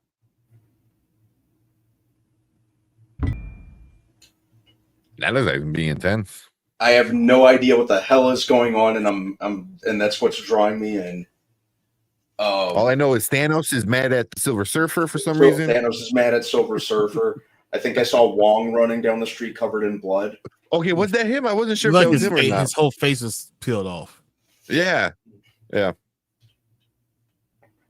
is. Nah, I'm good. Y'all go see and let me know how it was.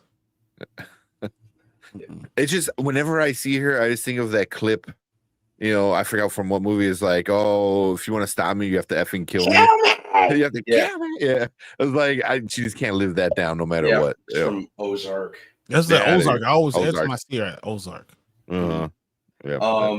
Yeah, I think horror's at its best when you don't know what's going on. I think that's what I really liked about the ads for Barbarian, and that's probably why I ended up liking Barbarian as much as I did.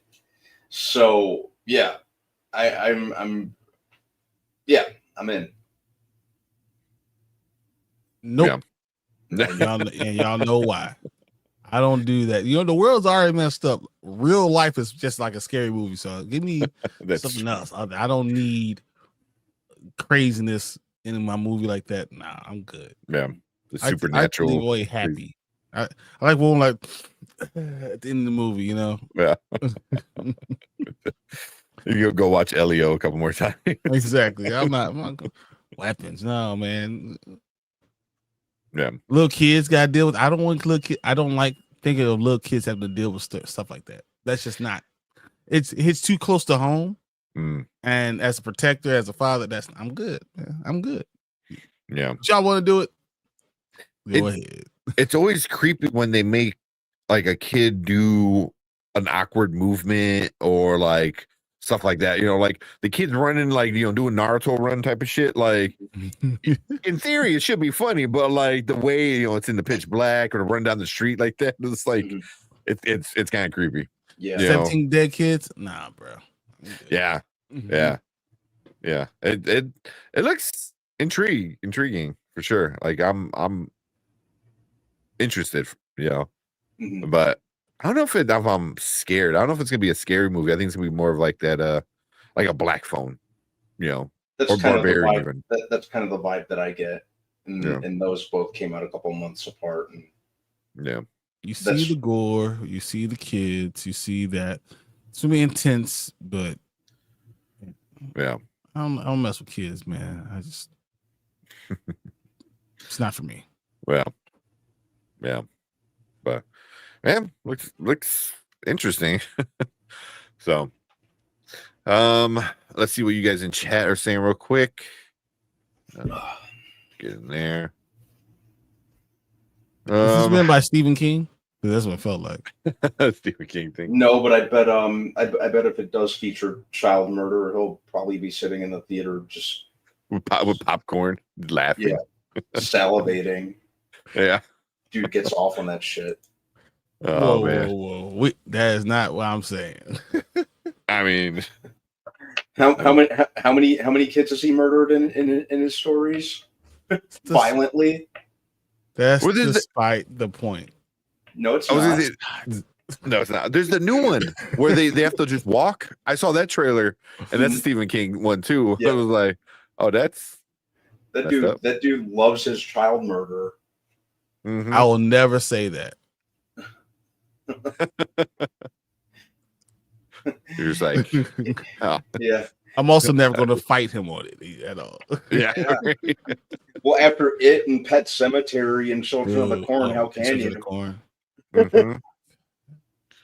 Yeah, and the movie, both movies, are a lot more tame than the book. So, yep. Yeah. Whoa. All right. Yeah. Let's see what. Thank goodness that man's parents gave him a typewriter to take his perversions out on. Sick bastard. Man. But yet his son is a lot of. I like his son's writing. Joe Hill, yeah. Joe Hill, yeah. It's a good one. See, Ace said supposedly this is the same universe as Barbarian. Okay, cool. Check down. Dude said no for me. I don't need that in my life, man. I feel you. And Ace is like, yes, for me. Yep. Cross the salt. You never cross the salt circle. You don't break it. You don't cross it. Dude, I keep salt in my back pocket just in case. Just do a quick circle. Real quick, come on. Which is you're probably not lying because you work at a restaurant, so you probably actually do have salt packets. Oh yeah, salt or a hoodoo bag. It's not just Crown. It's a bag right here. So Kenny said he's in. Mom there said, yeah, there was something wrong with his intrigued. This movie's going to be dope. Okay. That's my hesitation, Brian. The kids. Yeah. That's what always makes it like harder to deal with, Makes it a lot harder to deal with. Children of the Corn. Yeah, kind of getting those vibes. Yeah. Who said they were dead? Yeah, that's another thing. Maybe they're all like aliens. Maybe they're all like which I hope it comes back. Children of the Black Sun. I love that. Oh my God. Yeah, cool. Something along those lines. They're all born at a certain day and time, kind of thing. That real quick, have you heard anything about that from your comic book guy? Nope. I was like, can I get more of that? You're not going to get any more. He says the image is not going to be. It just didn't sell well enough. Yep. No, it did sell well. Oh, really? Yeah, it had pretty good pre-sales. And if you go, it's a preferred comic book for a lot of places. But yeah, they just stopped. They said that they told them for a long time that more stuff was coming out, and they just never did. That sucks. That is cool. The art's cool. The story's cool. That sucks. That's the one bad thing about independence. They could just be like, yeah, we're done. Like you're only in the middle of the story. Like, nah, yeah, we're good. Oh man. Dude said, nope, y'all can watch and let me know. Not for me. Yeah. Me and you'd be sitting there outside the theater while everyone else is doing what they do. Well, I said Deuce will be watching Ilya with Brian. Like you guys 100%. We can watch F1, man. Why they watching that? We watching F1. There you go. Said hundreds will be sitting in the theater all bricked up watching this movie. Yeah, he will. Well, 100% definitely doing it. Yeah. Oh yeah, The Mist. A father has to kill his own kid. Oh God. Oh my God. I'm just saying. Yeah. Mom, when Superman drops, I want a review from you. Oh, that would be actually interesting. My is like, nope. She'll do a review. She'll be like, awful. The end. Out. Oh, the review is, I didn't watch it. Done. 10-second review. All right. But yeah, that's our thoughts for the weapons. It looks interesting. Obviously some of the vibes of it is kind of off-putting for sure. So but yeah, when it comes out, we'll see if we'll talk about it. But we want to hear from you guys.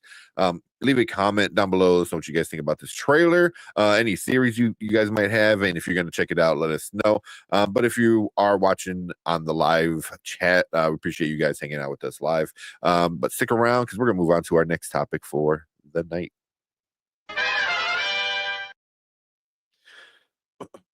Whole time I was like holding a burp in.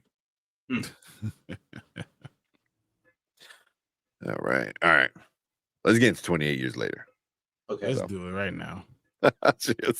I'll channel. So it's terrible. What was it? It's awful. It's trash. It's ass. Which is funny because he might actually like this movie. So it's like the opposite of his normal take. He likes a lot of stuff. Like, you know what? We throw a lot of shade at him. He likes a lot of stuff. Oh, yeah. He just dislikes a lot of things that everyone else likes. Yeah. Superman throwing a temper tantrum is a no. It's not like he broke her neck. Too soon? Too soon. That's funny. Oh man. All right, let's check out 20 years later. Shit, where am I? Got a little thing we made. It's such a weird movie. Yeah. All right. Let me get the Rotten Tomatoes and stuff real quick up. Also, this is gonna be a spoiler. So if you haven't watched it and you want to watch it, then as long as this screen behind us, this little wallpaper is up, we're gonna be talking spoilers. So my business, I can rant like Brian about it. Let's see. I could go for hours. the hate, like good. Like the hate just kind of flows through me. Yeah.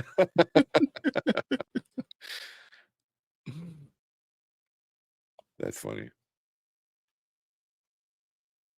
I haven't even seen what this is on Rotten Tomatoes. I don't know. I'm gonna guess it's really, really high. Don't ruin it. It is interesting numbers. Interesting numbers. I haven't seen it yet, but I'm guessing the fan is like really, really high. Ooh. All right. Cool. Oh, Jack O'Connell was in this one from Sinners. Yeah, you didn't catch that? Oh yeah, fuck yeah, that was him. Yep. The long hair and all the gold chains and shit threw me off. Yeah, that's right. All right. I'm not watching Naked Zombies. By the way. Oh man. All right.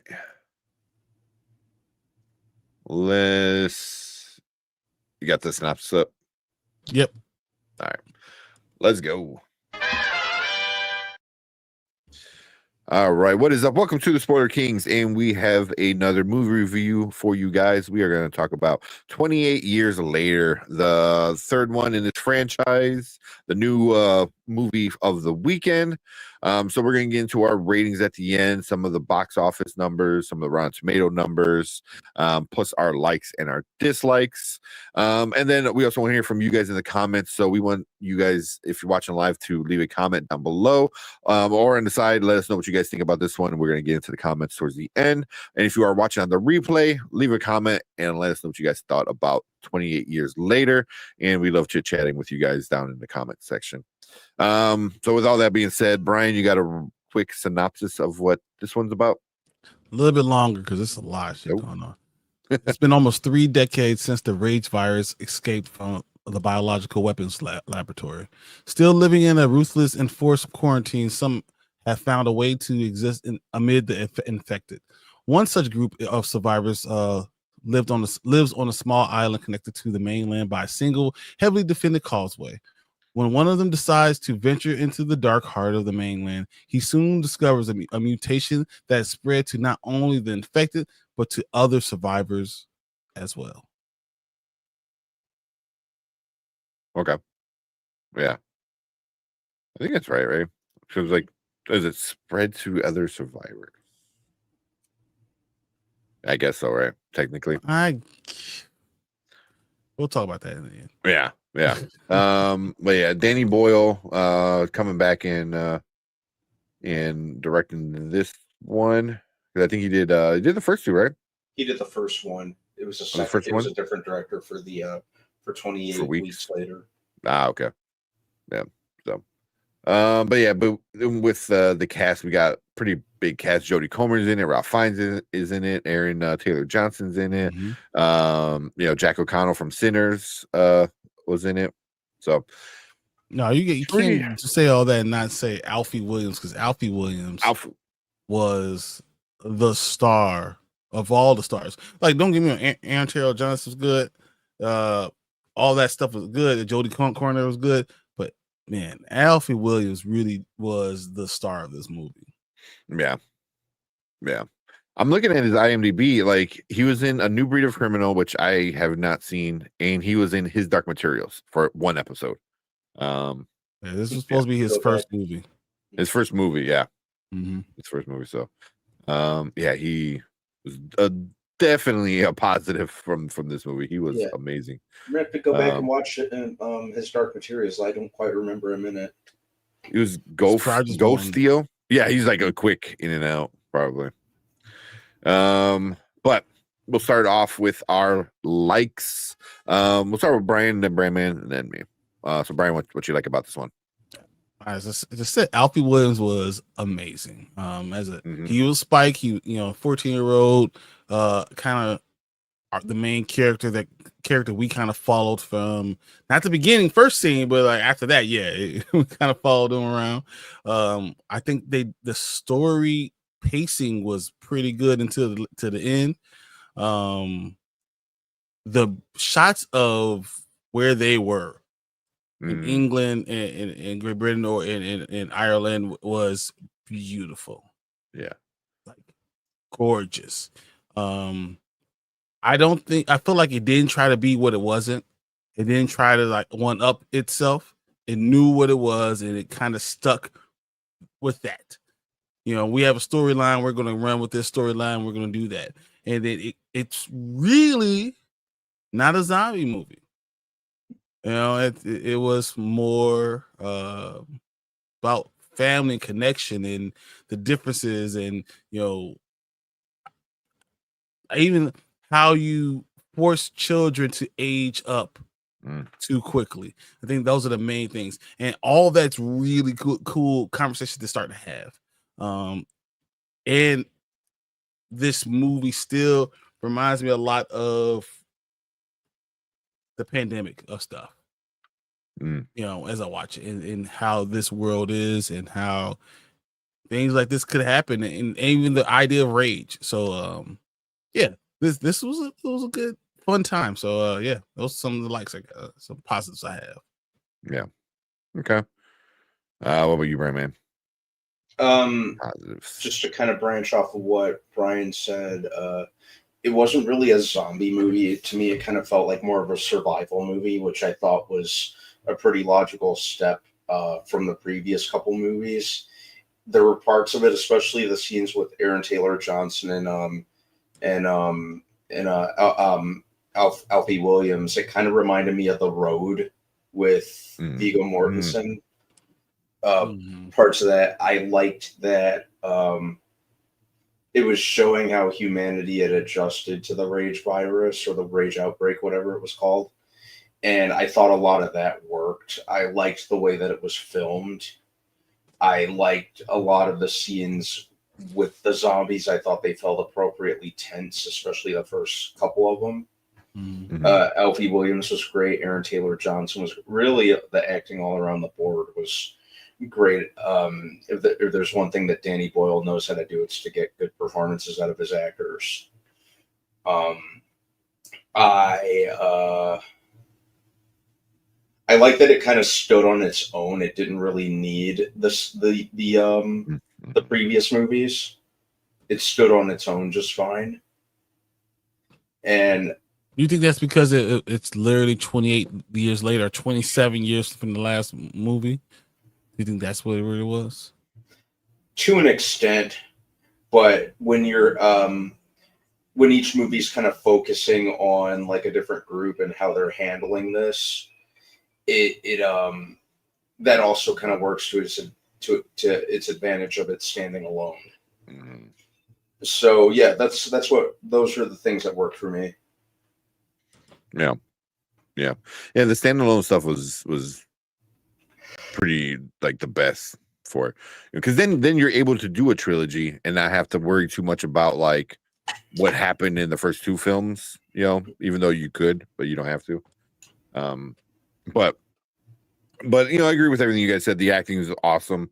The visuals, the cinematography is amazing for this one. And then finding out it was like shot on all iPhones, because Danny Boyle didn't want to have all that equipment around to possibly mess up the environment to make it not look like it's a post-apocalyptic kind of world. So like that's pretty cool. Where he was just like, with this a phone that everyone has in their pocket, he made a movie. It's just wild to think about. Nowadays, he probably still had like 50. Sure. Oh yeah. I mean, we saw the picture where he literally has all 50 iPhones on that little rig, to catch the action sequences and stuff like that. I'm sure you had like drones and stuff too, but for the most part, that's pretty awesome. But yeah, the acting was cool. The ending for me, I didn't hate it. I kind of liked it, but it was very different from the rest of the film, which we'll get into that. But the ending I thought was very entertaining, very unexpected. Unexpected, yes. I think is the best way to put it. I was not expecting that. So we'll get into that. But yeah.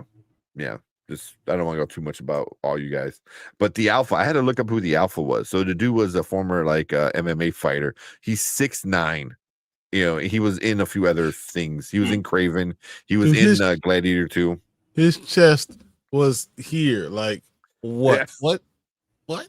Yeah. Like, no. Yeah. Like giving him like that crazy beard and like him like running around like a madman. But I did like these like newer zombies. Yeah, I was just gonna say he looked like the singer from System of a Down.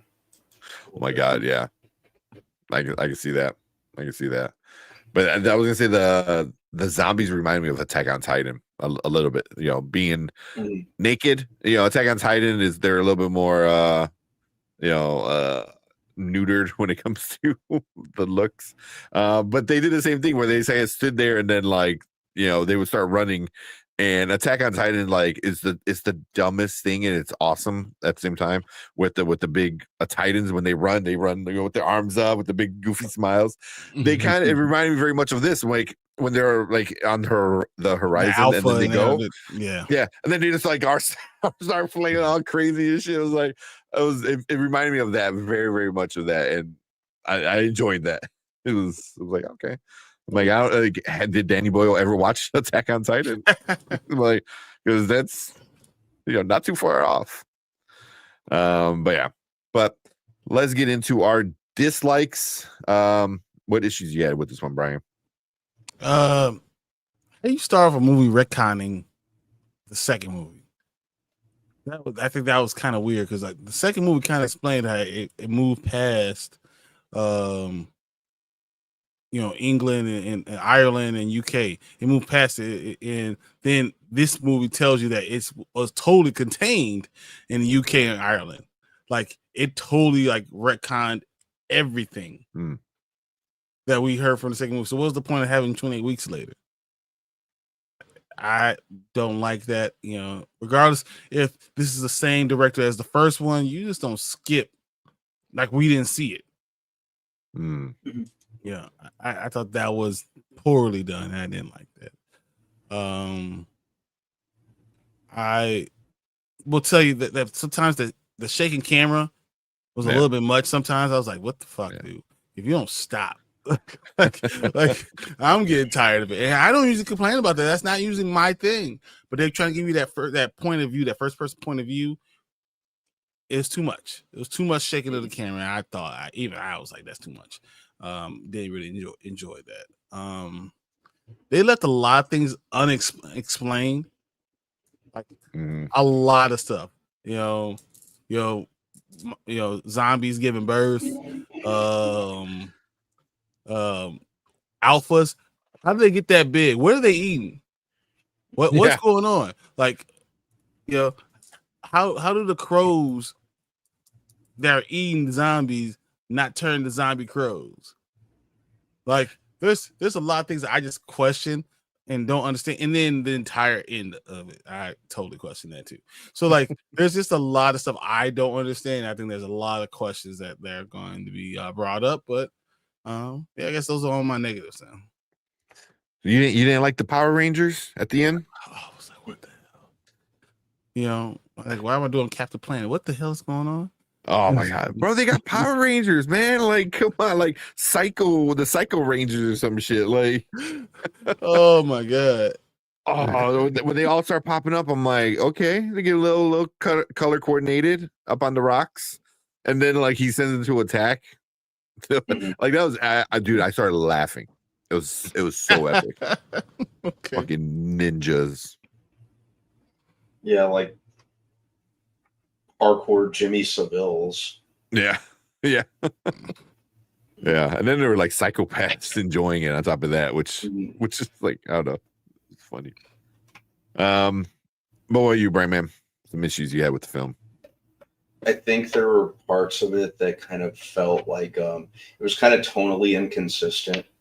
Okay. Like I said, a good amount of it felt like a survival movie, and then it tried to like kind of segue into more like full on family drama, and then it went back to survival, and then it tried to be like a little bit of a zombie movie, and then it went back to family drama, and then the last several minutes just felt like it belonged in a completely different movie. With Remick showing up and being the leader of a bunch of parkour zombie murderers, zombie killers, ninja assassins. Yeah, ninja assassins dressed up in friggin' sweatsuits and blonde wigs. So I was like, where did this even come from? Mm-hmm. So that was just the tonal inconsistency was kind of a big thing for me. Other than that, I thought that a lot of it worked. And then like the whole scene with the mother delivering the zombie just suddenly becoming a zombie whisperer and and delivering a baby. I was like, why? Mm-hmm. So, parts of it kind of felt all over the place. Yeah. Go real quick. Like going back to the zombie pregnancy thing, they show her walking in the water with a bunch of the other like zombies, and I'm like, because then I started asking the question, I'm like, was she pregnant and then got turned, or was she turned and then became pregnant? Because you saw all the zombie dong, so I guess just accidentally slid in or something. I don't know. But it was like wondering, because I'm like, because it makes them like kind of like here, like they kind of changed it where they are not as mindless as we assumed. Yeah. I mean, if they're having sex, there's some like, some smarter ones, and I think it felt like it was evolution of it. Yeah, they're starting to change. But yeah, her giving birth was interesting because then then you start thinking, is it gonna be a zombie or not? It's not, right? So I'm like, okay. And then the thing that made me like really laugh because the absurdity of it all was how they explained why it wasn't a zombie, or the baby wasn't a zombie. When Ralph finds out about the baby, and Ralph finds who's a doctor in this one. I forgot what his name was in that, but he's like a doctor. Kelsey or Casey or something like that, I think. Kelson or something like that. Yeah. But yeah, so his explanation is like the power of the placenta. I was like, no, man, no, that makes no sense. That's how placenta works, don't you know? It cures all. It takes just anything and turns it into food, like it made no sense. I was like, okay, yeah, but I'm like, okay, so that was kind of funny with that, but yeah, definitely becoming the pregnant zombie whisperer. I got what they were getting at with it, like, oh, motherhood goes past being a zombie or a human. I was like, no, it doesn't. It was weird. Yeah, I was like, it was weird. But yeah, some of my negatives, kind of going with what you guys were saying, especially like the tone kind of changing throughout. I definitely felt that, because in the beginning, it was they did a lot of these like kill shot kind of moments, with the camera, a lot of shaky cam and stuff like that, and then it changed, and then you kind of like start to hate the dad. You're like, oh, you're a giant piece of shit, you suck on so many different levels, and then the kid leaving, and I felt like I kind of wanted to be mad at the kid, but I also know why he left that family. Yeah, like I'm like, okay, it's a bad decision, but like it's not like you're not sitting there like, oh, you're a stupid kid, and so you're like, yeah, fuck, I mean, I get it, works, it works. If it doesn't, yeah,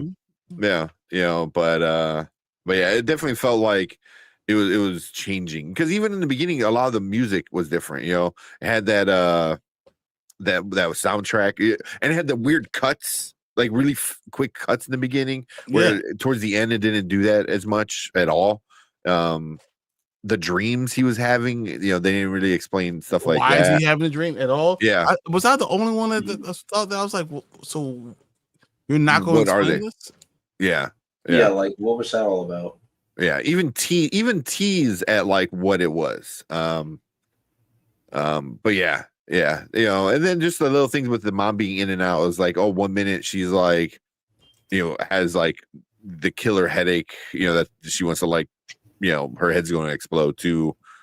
She doesn't remember saving her son, from a zombie. I was like, it is very like, and I get they try to explain why, because what she's sick and stuff, but I don't know. It was like kind of really pushing. It really pushed ideas, we're like, oh yeah, she had cancer, so that's why she was doing this. I was like, how do they know how long it was?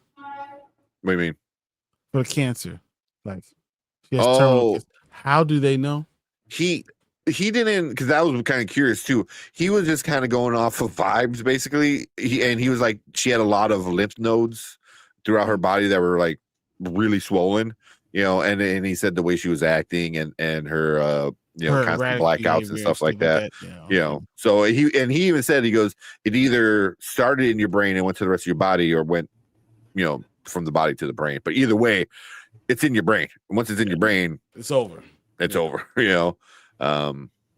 yeah, and the one other thing I thought was weird was when they find out early on, when the dad tells the Spike about finding the doctor. He goes, oh, he was burning bodies, and we were freaked out about that, so we left. But I was like, isn't that like one of the smartest things you can do? Is like, oh, here's a bunch of dead bodies.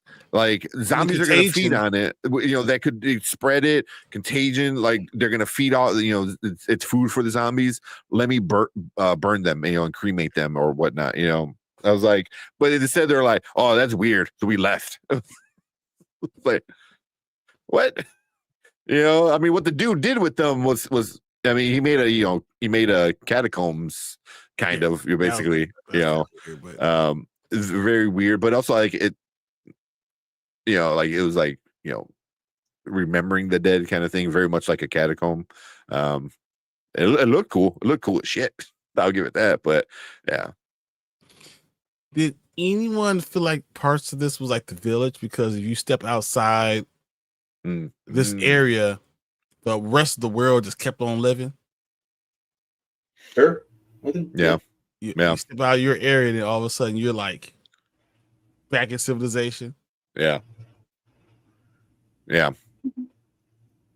Yeah. Except like once you're out of the village, it's it's death and destruction and zombies everywhere. But it was very much those vibes I got from it. Yeah. So before we get into our ratings real quick, we get into some of the comments because I saw this one from Kenny real quick. He goes, "That man doctor killed her super quick." It was like, well, you're gonna die. Let me ODL you in the back over here. It's like, damn, man. Yeah. Yeah, M. Night vibes. A little bit. Except it's more explained. M. Night just won't explain nothing. Yeah. All right. See, I wasn't the only one that didn't recognize him right away. Because Kenny was like, oh, that was Jack O'Connell. Yeah, do like a little Irish jig. Yeah. Yeah, he was good in for sure. Not bad performance. Yeah. Spike's dad was top 5 worst dads of all time, or of the decade. He's up there, man. Once he ran away with the girl in the middle of the party, I was like, oh yeah, you're already borderline like kind of piece of shit. You can kind of say like you're making him tough for that, but then once you did that, you're like, oh no, you're trash. No, yeah, you're just being a PS. Yeah. It had an Avengers type of ending. You're not wrong. More ways than one. Yeah. Like that's pretty much what he did. He's like, I don't even know what to call him. Like, whatever. Like because what were they? They would be. Well, he was Scottish, right? Yeah. Yes. So would they all be Scottish? Maybe. Or Irish, or any of them. Because it could be anything. Yeah, they didn't really get into the obviously wherever else. Yeah. I swear to God, if they do the Knights of Ren with this shit and we never see them again, like I will be really, really upset because I want to know more about these psychopaths. Mm-hmm. They're very much like the Knights of Ren. I was like, oh, cool, we're gonna get these like cool like group of bad guys, and then Ryan Johnson's like, who? So we get the second one and we don't get like backstories for these like zombie Power Ranger killers. Like, yeah. I want to know more about them. Yeah, it's a coming of age story. Kind of. Yeah. Yeah, I mean, it still focuses around Spike, who is Alfie. Seeing how he goes about his becoming a man, and also the idea that they're teaching them, trying to push them to be this manhood at the age of 14. Which even the other people in the village were like, it's still a little young. Yeah. But meanwhile, they're like training all the kids to shoot arrows and all this stuff, in the little. And that's what I mean. Like you're not allowed to stay a kid. Nope. Yeah, hurry up and grow up, and we're gonna do it now. Well, yeah. King said when the camera shifted with every kill, I was getting a little annoyed. Yeah. So I'm glad that it ended at one point where there's like, we're not gonna do it. We did it all within the first like 20-30 minutes, and now we're never gonna do it again. Yeah. I like when directors try things, but it doesn't always work. That's true. Yeah. Fernando said, I felt bad for Spike to have see his dad with sex with another woman with his mom. Is oh yeah, that was messed up. That was messed up. Yeah, that was kind of the deciding factor. He's like, all right, I'm getting out of here. Yeah. So here you go. So Kenny said, in 28 weeks later, which is the second movie, all the zombies died because they starved to death. But here it looks like they were all here surviving. How did they become alphas? Yeah. If it was all contained, and a lot of people were out there, and weren't food, and they weren't eating all the time. How do they get these alphas that are 7 feet tall, 350 pounds? Mm-hmm. That can rip your head right off of your body. You know, I didn't understand that. Yeah. I mean, I hope they explain it. I hope they explain, like, maybe it's like an evolution of the virus, or how do they like eat? that. Yeah. So they don't need to eat anymore. That's the evolution. Yeah. Unless they make babies just to be food, which is fucked up. That's it. I mean, you can make babies, so yeah. It was very animalistic, because you know how, like, the father, like, of lions will eat the cub. If you don't put it in his place. Yeah. I thought that was, like, interesting. Like, they made the zombies more like pack-like, more animal-like. And then they also one thing I can't remember, if anybody in chat can remember, I can't remember a time when they used, like, drugs on a zombie, like how they did in this one. Like, the doctor came in and hit him with, I forgot whatever he hit him with, but it, like, drugged him out, and he was like, oh yeah, and then he's just there super high on whatever painkillers or whatever, and then they so I thought that was, but that's super interesting, because I was like, because you would figure most zombies are dead, like Walking Dead and stuff, like, they're dead, so, like, they wouldn't have, like, a circulatory system that's working, a nervous system that would it be working, and stuff like that for drugs to actually affect you.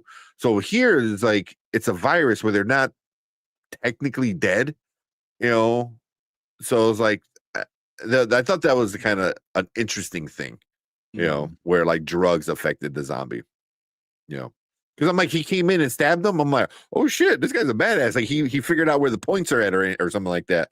And no, it's just like, nah, drugs. I'm like, oh, okay. Like, so, and also he just has all these drugs laying around. I'm like, the dude's in the middle of the field. It's not like he, like, lives out of a hospital or something, No, he was just in the middle of nowhere. Yeah. All this stuff conveniently lying around. So I was waiting for you to get here. Let's go in. We got this. Come on down. Yeah. It's like, where was he putting it? Yeah. But I think the second one happened in Paris. Yeah, right.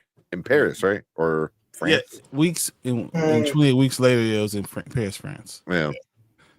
That's why I thought this would be more of a worldwide contagion instead of a little area. Yeah, just Great Britain, Ireland. Yeah.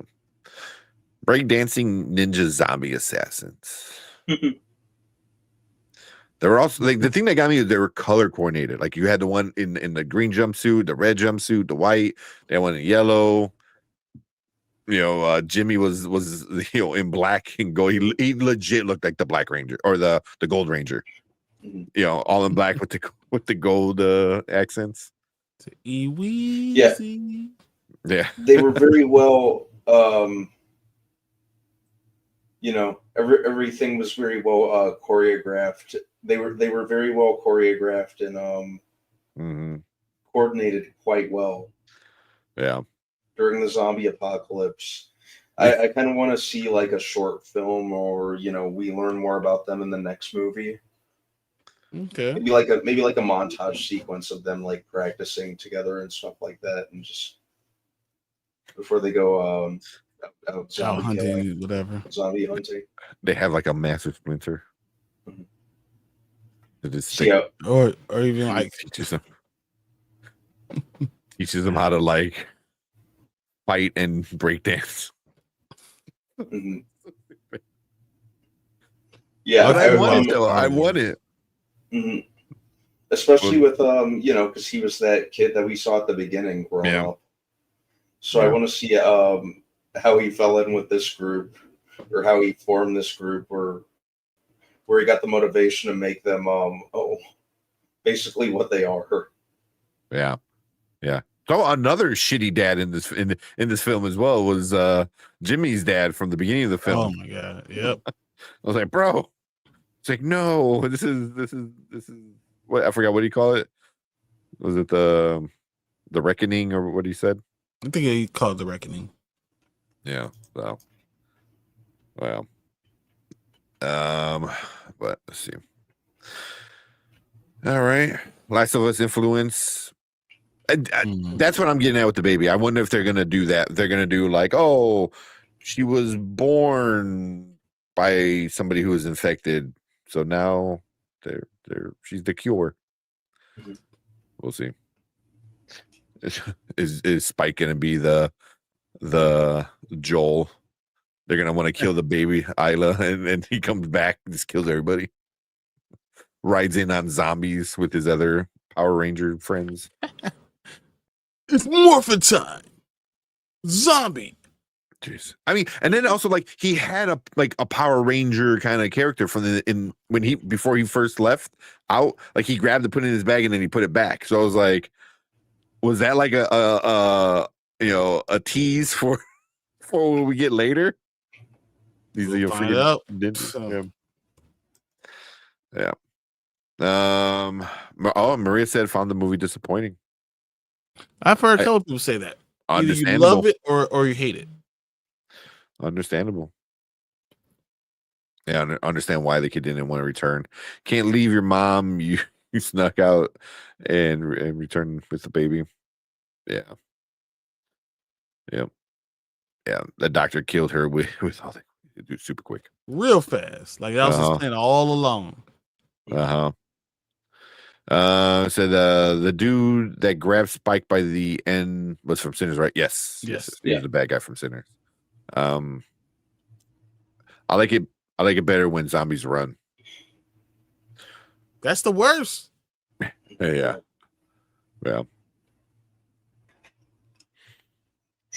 As much as I don't love this movie, I have to see how the story ends. Oh, yeah, it only get crazier. Understandable. Exactly. Yep. All right. Let's finish things off with this, and we'll get into the rest of you guys' comments in a little bit. All right. Bring this up. All right, so we'll move on to our ratings. Now, later, never. Now means you go check it out in theaters. Now, later means wait till it's at home. It never means just skip it. Brian, what you giving 28 years later? For me, it's gonna be a later. Not 28 years later, but it's gonna be a little bit later. I don't think people will love this movie, but it's not my genre. It's not, and it didn't grab me. And there's a lot of things I thought that just were silly and didn't make sense and nonsensical for me. But it might be because don't love the genre that makes me feel that way. But yeah, to each their own. But for me, it's a maybe. I'm a later. I'm sorry. Later. Okay. What are you, Brian, man? I'd say later too, even though I liked it, like where they went with it. The last 35, 40 minutes were kind of where it fell apart. It was a little too all over the place for me. And a lot of different parts, like I said, felt like they belonged in a completely different movie. And I think those were my biggest things with it. It was what I expected with the as far as the hype goes, but yeah, the way it ended, I was kind of like, what the heck is going on? That was fast. Yeah. And for me, I'm also gonna give it a later. It felt a little too different from the last two films. It didn't, for me, it didn't really finish the story. Like, I guess it kind of did with his mom, but then it started picking up other storylines, and then obviously they're going to do the trilogy. That's the thing. They already greenlit the second one. The third one they're still waiting on. But so it's always like, yeah, you didn't finish the story, and I kind of want the whole movie to be done, So that was kind of an issue I had, but yeah, I think it's kind of like a fun enough time if you like the franchise. I don't know if a lot of people are gonna like love it if you are a fan of the franchise. But like Brandman said, that last 20, 30 or so minutes is crazy, and then the last 5 minutes, it's comical, kind of. Yeah, it's funny. It's funny. Also, for me, it was funny in a good way because I'm like, I want to know more. Yeah. So it definitely got me there. It's like, I kind of want to know, like, who are these people?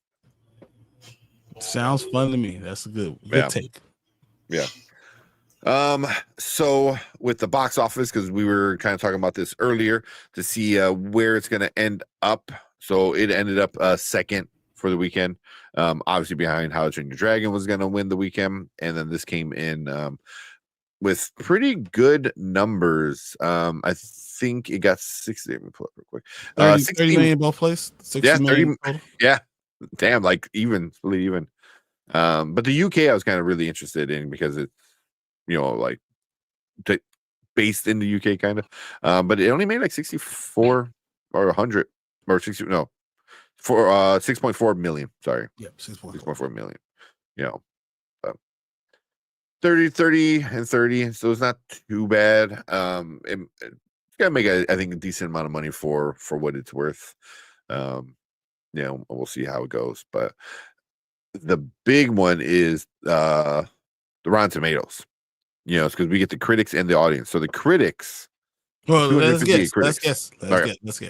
So 250 critic reviews. What do you think the critics gave it? So Brian, if you want. 80. Okay. What you think, Brian, man? What the critics giving it? Probably an 85, I'm thinking. Okay. 89 from the critics. Yeah, okay. Which is pretty solid because I think it was a little higher before the weekend. I think it was like at 91 at one point. But 250, that's a solid critic number. 89 is pretty good. Now with the audience, this is the verified audience rating. You got 2,500 plus verified ratings. Yeah, Brian, what you think the audience gave it? I'm gonna go 95. People that came and saw this movie wanted to see blood and gore and killings and stuff like that. So I'm gonna go 95. Okay. What are you, Brian, man? What do you think the audience? 2,500 plus. Actually, the same. 95. The same reason. It's 95. Yep. Stick right there. We got it 65. Really? Yeah. That's really interesting. Yeah, because I think a lot of people, just didn't like it. Like one person like here is like gave it 2 stars, but it was like, it was never a dull moment. But there's like they're saying there was no plot. One person said if they can give it 0, because they said the same thing. I didn't know whether to laugh, or walk out. This thing's got so crazy. Unrealistic. Well, also unrealistic. And why are there ninjas? Well, so I mean, there's a lot of like, 1, 2 stars just, when you first click and look at these ratings, so, and a lot of people are the same thing, don't know if I want to laugh or be mad, so one person's like, should have watched the Tyler Perry movie. Yeah. No, you shouldn't. Yeah.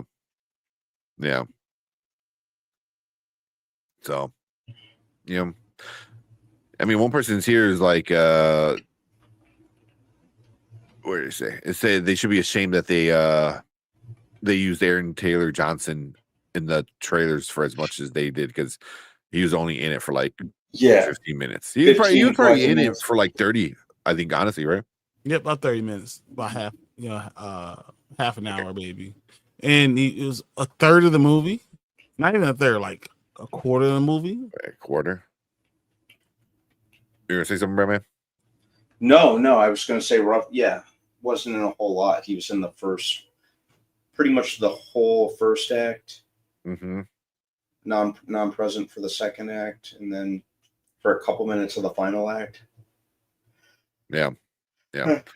But I'm seeing a lot of people saying, disjointed. One person said, I watched 4 parts of 4 different movies combined together. So same thing what we were saying about having different tones. So yeah, so 65% is pretty interesting. I did not expect that. I expected it to be high, but we'll see. We'll see where it keeps going. But yeah, you guys got anything else for this one? There's a lot of confusion stuff going on, but no, fine. Yeah.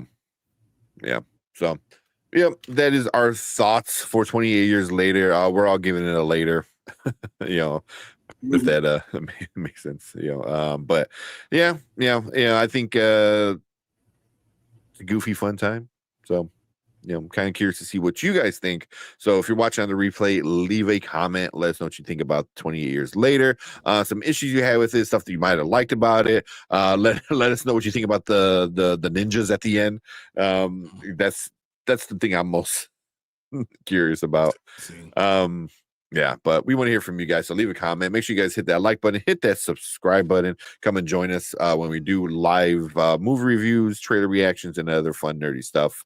But if you are in the live chat right now, we appreciate you guys. We want you guys to stick around because we're going to move on to our next topic right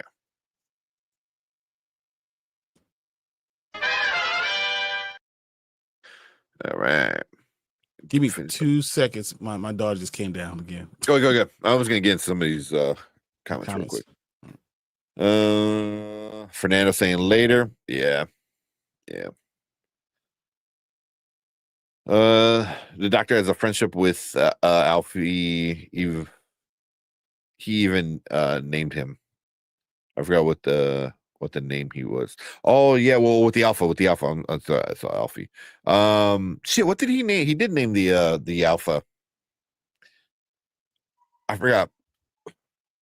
But even then, Big D. Yeah, but it was like he's like, oh yeah, he's been around here the last couple months or something like that. So, but that was interesting. Drugged out zombies, definitely a Diddy party. That's funny. And talking about how their drip has to stay clean. Yeah. Well, that's another thing. The doctor was covered in iodine, which I thought was interesting. That was interesting because iodine definitely has a certain smell to it, and plus it being like sterile, I forgot what the reasoning. He was like, the zombies don't want it, right? They didn't want to mess with him because of it. Yeah, I remember that. Yeah. So that's cool. The scene where the zombies are slipping on the worms was disgusting. Yeah, those zombies I thought were disgusting as well. Like, in a good way, but they look cool. But, yeah. How can you get that big off of worms and bugs? A human body can't get that big off of that. But slimy yet satisfying. Come on, man. They don't move as much, or so like all they do is eat and crawl around. But yeah, even now that I think about it in the beginning, because when Aaron Taylor Johnson aimed at the little zombie where it looked like a little girl, he didn't kill it. I'm like, oh shit, there's a little girl. That's interesting. So I was like, I wonder, was she also, born and then turned possibly? You wonder almost. I don't know what's gonna happen to that baby. Yeah. Oh, that's gonna be a major plot point, I think, in the next 2 films. Major plot point. Yeah, 28 days and 28 weeks and now 28 years. I don't know what they're going to do with the second one. Yeah, it'll be interesting to kind of see what they do. Because it's still got to be 28 years, just with a different This is subtitle, going right? to be it's just another one. It's called Blood Bone something. What's that thing called? I forgot. Yeah, I know you looked it up earlier. Yeah. Was it Blown Graveyard, Blown something? Bone Temple. Bone Temple. The original 28 Days Later changed zombie movies forever. It did. It did. The classic. Because you need a reason for ninjas. You never need. Yep, John Wick didn't need a reason for ninjas. He just had ninjas randomly. Just come in. Oh, man. Maria said this is not a franchise that should have a lot of sequels. I think this should have been it. It should have been in the end. That's why I thought the ending was so weird. Yeah. Yeah. I think this franchise works best as standalones, because you're able to bounce around between different countries and different, things like you could do 28 years later in a different country, but they retconned it. Yeah, it's all there. It's all on the island. It's the only place it is. So if that was the case, why wouldn't people just bomb it? You're not wrong. Yeah. But I mean, maybe the military, because you had the Swedish military guys were there. Maybe they were there trying to see if they can bomb it. They don't even need to. You can send drones and just bomb the shit out of it. Yeah, just get it all. Yeah. Yeah. I don't know. It was interesting. Even that, I thought was there's certain horror tropes that different movies do, and I always find it super annoying. And they did it in this film with the military guys. So two of the military guys get attacked and they start getting turned. And I hate when somebody just sits there and watch. I was like, bro, you're in like a scenario where you're running for your life, and then he sat there and watched them turn. And then once like they got up and like you saw their eyes all red and all crazy, then he shot them. And then he gets attacked. It was like, because it's not enough black people. Black people are alarm systems. When we see something going on, black person I saw now that I think about it. No, because we see danger, we start running. That's this is how you let all the white people know it's danger out there. Because you see a black guy running, and that's how you know I gotta follow him. You don't even need to know what's going on, just follow him, right? So, but this is in England and in Ireland. There's not a lot of black people out here, so there's no black guy to start running. You don't know. Yeah. You don't know the difference between danger and science. Let me see what nationality the guy who played the Alpha was, because he's Shy Lewis Perry. Yeah. I don't know too much about him. I know he was a boxer. Yeah.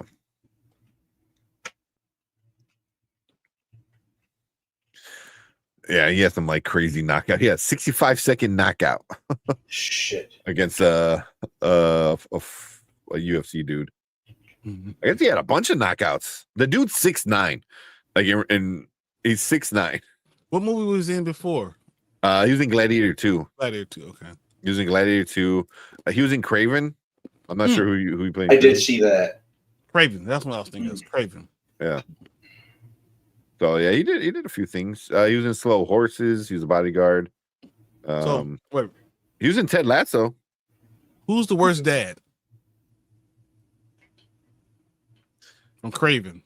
Craven's dad. Oh. Like, who's the worst dad? That's what I want to know. Like, why is Aaron Taylor Johnson just keep getting shitty dads? Keep getting shitty dads, right? And then he becomes a shitty dad. That's all he knows. That's what. That's funny. Oh, excuse me. Oh man, I get that for sure. I was like, man, so it's just about fathers being bad. You have a good father, you can live. You have a bad father. A good father would have got you out of England a long time ago. Right. Figure out how to move around. Mm-hmm.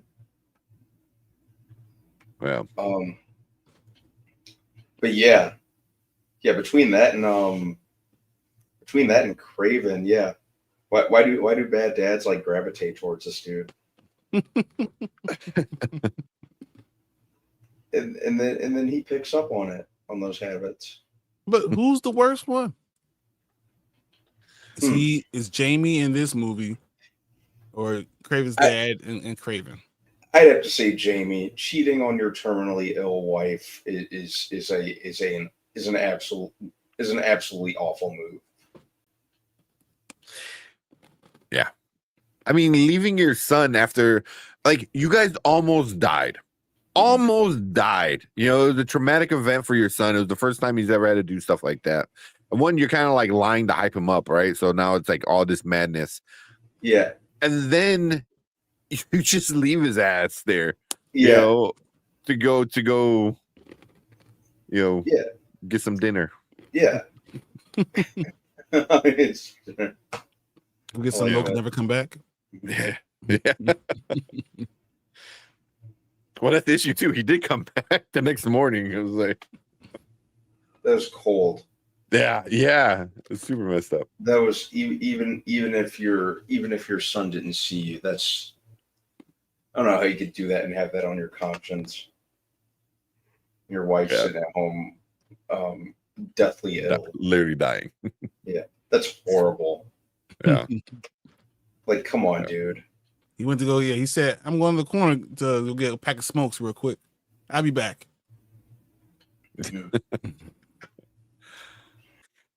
Come home and be like, "Daddy, why does your breath smell?" Don't worry about that, son. You know, and look who he is. All right, let's keep going. Mama Bear said, "Teenage Mutant Ninja Zombies." That's pretty much exactly what it was. Zombies in that hash shell. That's a movie I watch. Yep. Here's with half jaw zombie power. Ninja Turtles versus zombies. That'd be kind of cool. I have my numbers. Ninja Turtles wins all day, every day. Come on. Right. They're mutants. They win. It was like they're immune to it. That'd be cool. Fernando said, 28 decades later. See, but that would only really work like if it starts to spread. You know what I mean? Like it would need to spread. And also like 28 decades later, like. But that's my point. If the rest of the world has just moved on, why wouldn't you just bomb the hell out of it and just wipe it off the planet? Yeah. Start over. Yeah. But 28 decades later is 280 years. So almost 300 years, right? Mm-hmm. Like that would be an interesting concept, you know, because it's like how much did humans kind of devolve, you know, from being separated and the lack of technology and other things, you know, but also how much did the zombies evolve? You know, I'd be kind of curious about that. Isn't that the same thing as I Am Legend 2? Yeah, I mean, in theory, you know, if this franchise does it first, they just do it first. But I mean, also, I think they're gonna do once the baby was born. I think they're gonna do you know, The Last of Us kind of stuff. You know, so you know, like the baby's gonna be the cure or whatever. I was gonna say the exact opposite. That the baby, they're gonna bring the baby over to the island, and then they say, "Oh, the baby's safe," and the baby starts walking, and next thing you know, he turns into a zombie and kills everybody. Now you have a zombie apocalypse on that island. Yeah.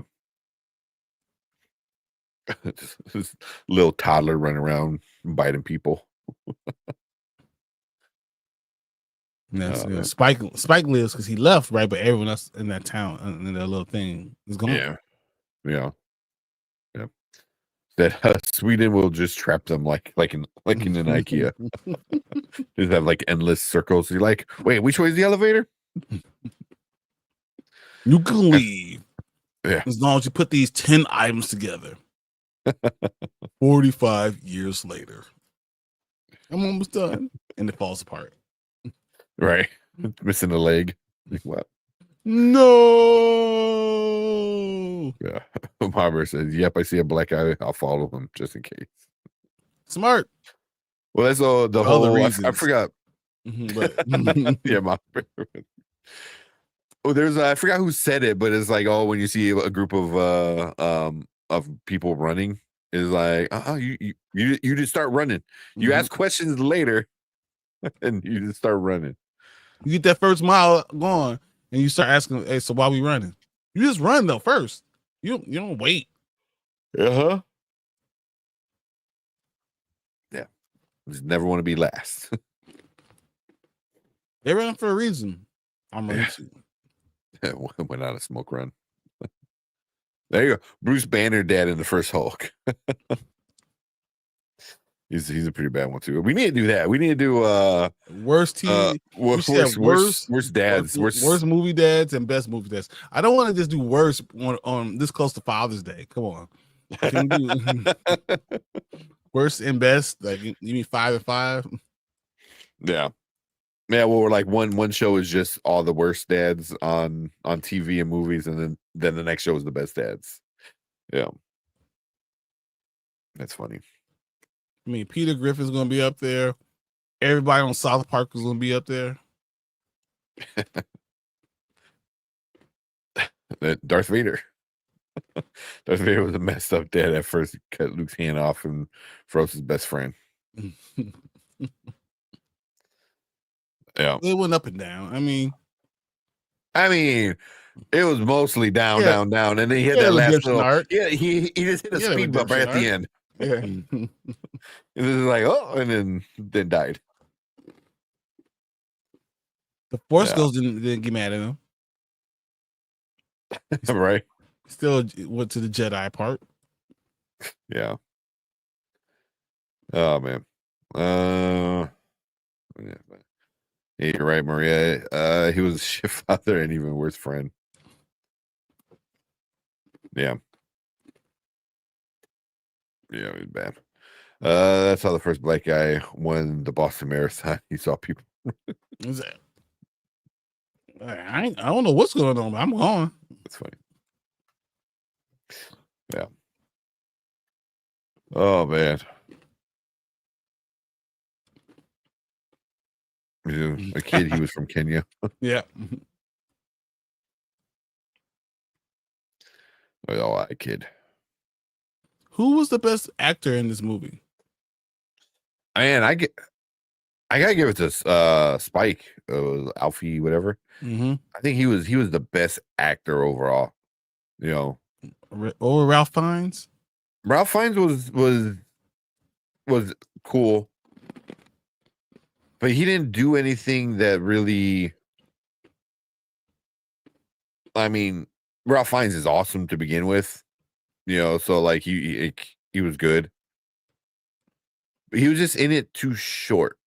I think maybe if he was able to be in it longer and actually do more stuff, like I just thought his character was cool, but his character was also very like mellow about everything. Like the dude almost died, and he was just like, "Cool, okay," you know. You know, like he made a tree out of femurs. You know, and it's like, oh yeah, whatever. Yeah, so he's just lying around. So that makes sense. Yeah. He was very like monotone kind of throughout, which it's not Ralph Fiennes, but it was just that character. You know, so yeah. But I Spike was just really interesting because he went on this like this journey of being a kid, then getting forced in there, you know, learning this stuff, then like, dealing with trauma. Who gives a kid a bow and arrow and a toy? Yeah, exactly. You know, he like, but it's also like still a kid. So when he decides to like leave, you know, he just packs a bag full of apples. You know, it's like that's it. Yeah, you know, so yeah. But I mean, you can make an argument for anybody. Jodie Comer, you can make a good argument for Jodie Comer. Like she was really good. Her erratic voice, thinking and what she was doing, and Yeah. Yeah. So Ralph Fiennes was an excellent Hades. Oh, yeah. I mean, he just played a bad guy all the time so well. Not Conclave? Conclave, yeah. No, yeah. He deserved that fucking Oscar. I still think I'll scream that from the mountaintops. Yeah. Some people are chilling no matter what the circumstances are. Yeah.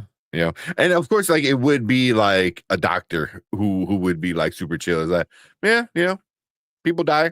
It's part of life. You know, it's like here comes a zombie. I'm just gonna blow dart him. You know, like, oh my god, that was so weird. Yeah, he wasn't worried about dying. He had a Horcrux.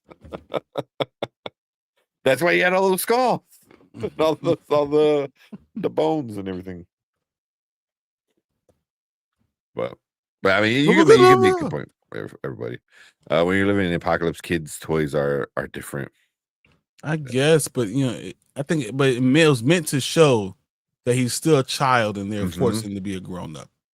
Yeah, he's not ready for that. Yeah, because he grabbed it, put it in his bag, and then he had to think about it. He's like, "Oh no, I'm past this. Like I don't need a security toy or security blanket kind of thing. You know, put it back. You know." I don't see where the franchise can go from here. That cult is going to be a big part of it going forward. Yeah. I think the alpha is still going to be a problem because I don't know how you felt, but I thought the alpha was looking for the kid. Yep. You know, like it was like his kid, and he's like, "Where is it?" You know. So I think that's going to play into it. You're going to get Jimmy's side story of what's going on there.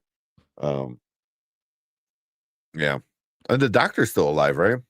Yeah, the doctor's still alive. Yeah, definitely is. You can have him come back. Yeah. So, yeah, I mean, it's the 28 years later is going to be a trilogy. So it's going to keep with this story, with this group of people and stuff like that. So, yeah. But I can see them do some stuff. Yeah, 28 days later in IKEA. Feels like 20 years later. Yeah, right. Delta Dan, what's going on? Appreciate you coming in. Back, Delta Dan. What's up? Oh man. What you want to do? Just call it a night, or what you want to talk Murderbot? We can do Murderbot real quick and then get out of here. Yeah. I'm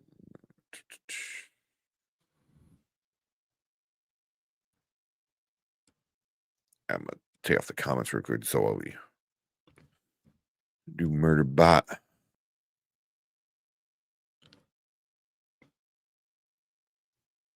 Let's see, give me a second. See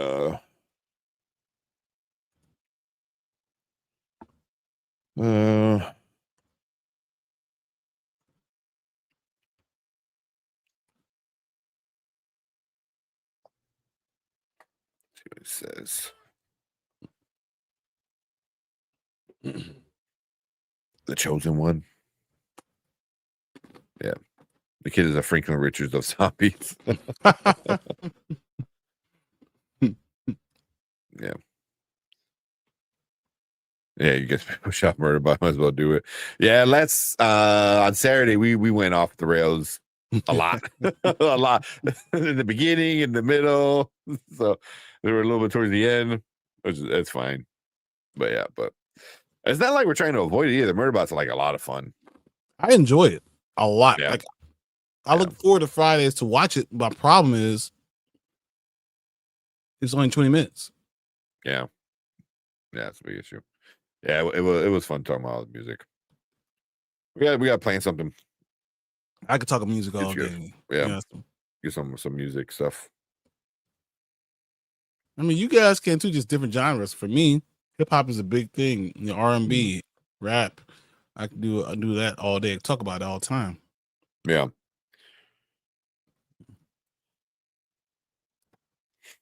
Yeah, same. And then I play clarinet, saxophone with alto, baritone, bass clarinet. I can play the oboe. I'm okay with the bassoon. So I could play a lot of woodwind. So I love music, classical music too. So yeah. Oh yeah, I love going to like Ravinia. Mm-hmm. You know, and just getting a lot of the classical stuff. That was one. So Ravinia is like this big open area. You know, it's like a music festival kind of place. So it has this stage and stuff, but a lot of classical music bands would play there, or symphonies and orchestras. And I'm like, we went there because I was in band too as well. We went there. We just had the lawn tickets, and it was a freaking meteor shower. So we saw a bunch of shooting stars and like listening to like classical music. It was a pretty cool night. That's pretty awesome. Yeah. To this day, I never seen a shooting star. That was the only day I ever saw, and there was a bunch of them, just boom, boom, boom, boom. You know, so I was like, yeah, that was the only time, and I was in high school. So you're talking about like 25 years ago. You didn't see when we were in Peru? No, I didn't see any in Peru. But in Peru though, it was so many stars. It was insane. I never seen so many stars in my life, you know. And then it's really cool. It was the southern hemisphere has a different constellation than the northern hemisphere. Yep. So it was like I was looking for like things like the Big Dipper and other stuff like that, and I'm like, where's everything? You know. And then when my teacher's like, oh yeah, there's different ones down here. I'm like, oh, that's cool. Yeah. Think about you don't see it from the same part.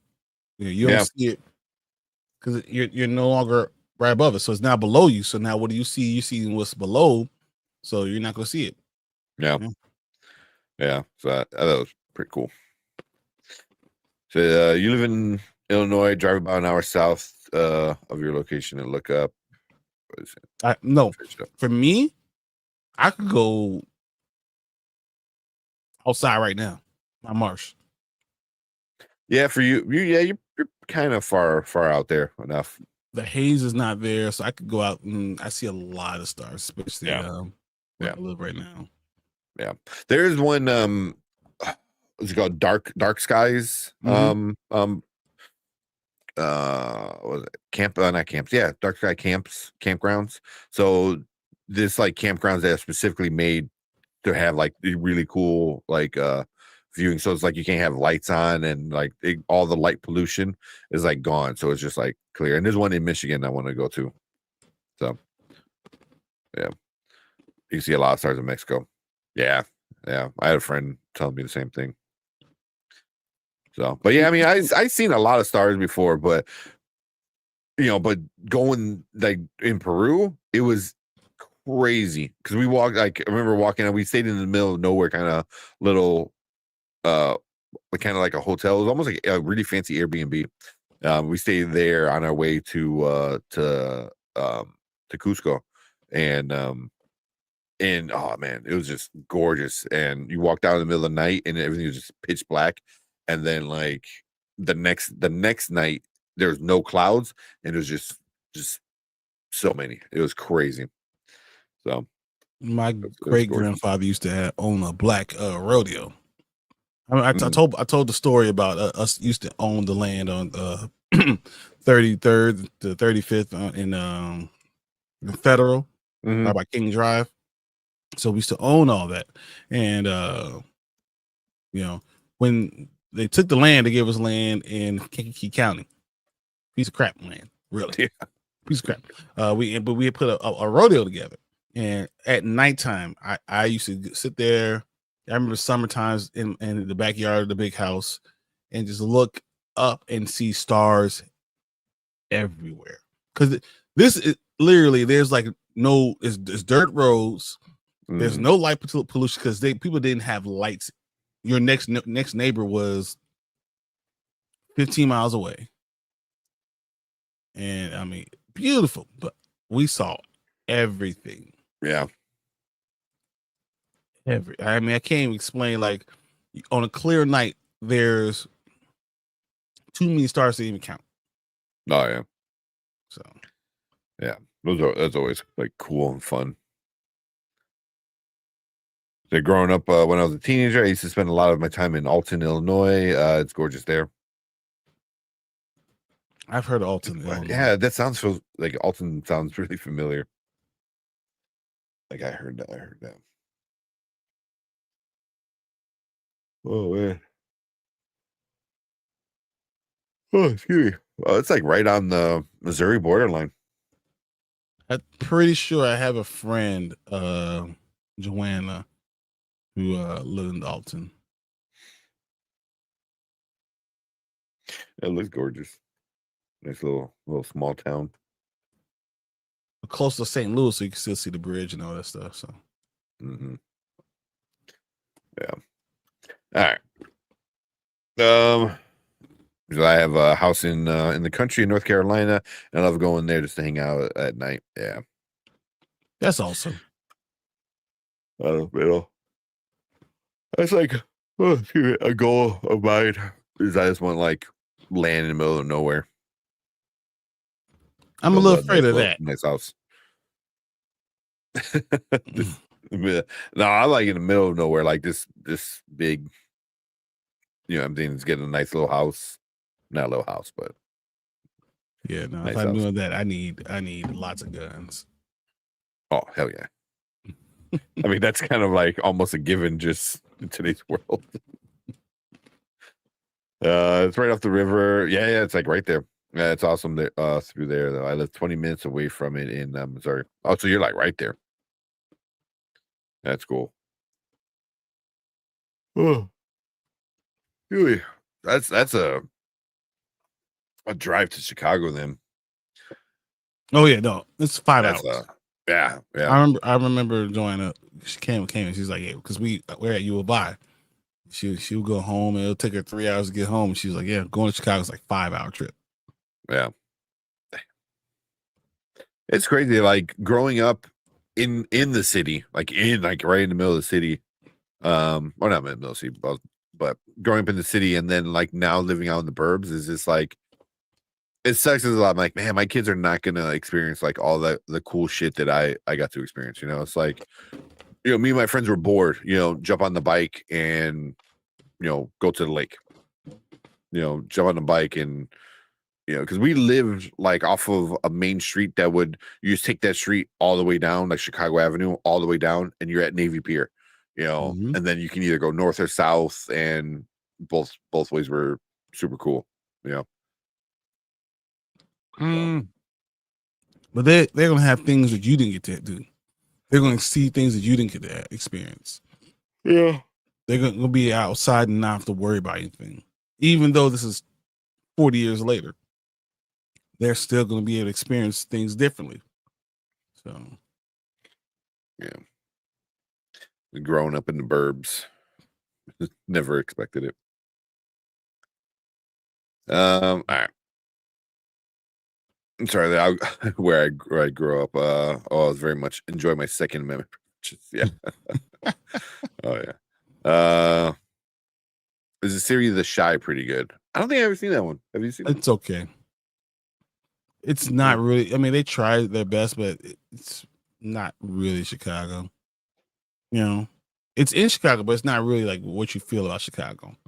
There are parts of like people that live in Bronzeville literally live 3 blocks away from the lake. And the lake is probably, I've been all over the place, and the lake is probably one of the most beautiful things I've ever seen. Going at night, you know. Yeah. Driving as long as you're like drive at nighttime, going around when there's no construction. Woo. Like I don't recommend speeding, but if Lakeshore Drive in the middle of the night is wide open, you can get some speed on it, and it's Lakeshore Drive is a lot of fun to drive. And that's why NASCAR does what they do. Yeah, exactly. Yeah, it's gonna be like in the next couple of weeks. Yep. Yeah, Brandman's gonna open the door here. Fucking NASCAR. Like what was that? Yeah. Like literally, it's like right outside his door. That's pretty awesome. But I was trying to look up on like what are good representations of Chicago on film. Because I think like I would say like Blues Brothers, but that's so old. It's like none of that's around really anymore. Good representation of Chicago, of my Chicago. Mm-hmm. Like I remember was this show or movie Roll Bounce. Okay. How the South Side Chicago is very much that way. Like it's very close knit. It was, especially growing up. I used to live my neighbor Miss Eleanor, used to watch us all the time, and she was always out there. And you go to skating rink, because skating rink is huge in Chicago. You go skating all the time. Everybody does go to the rink. So I mean, and you're close to the lake, and it was just dangerous, but not really dangerous. You can still.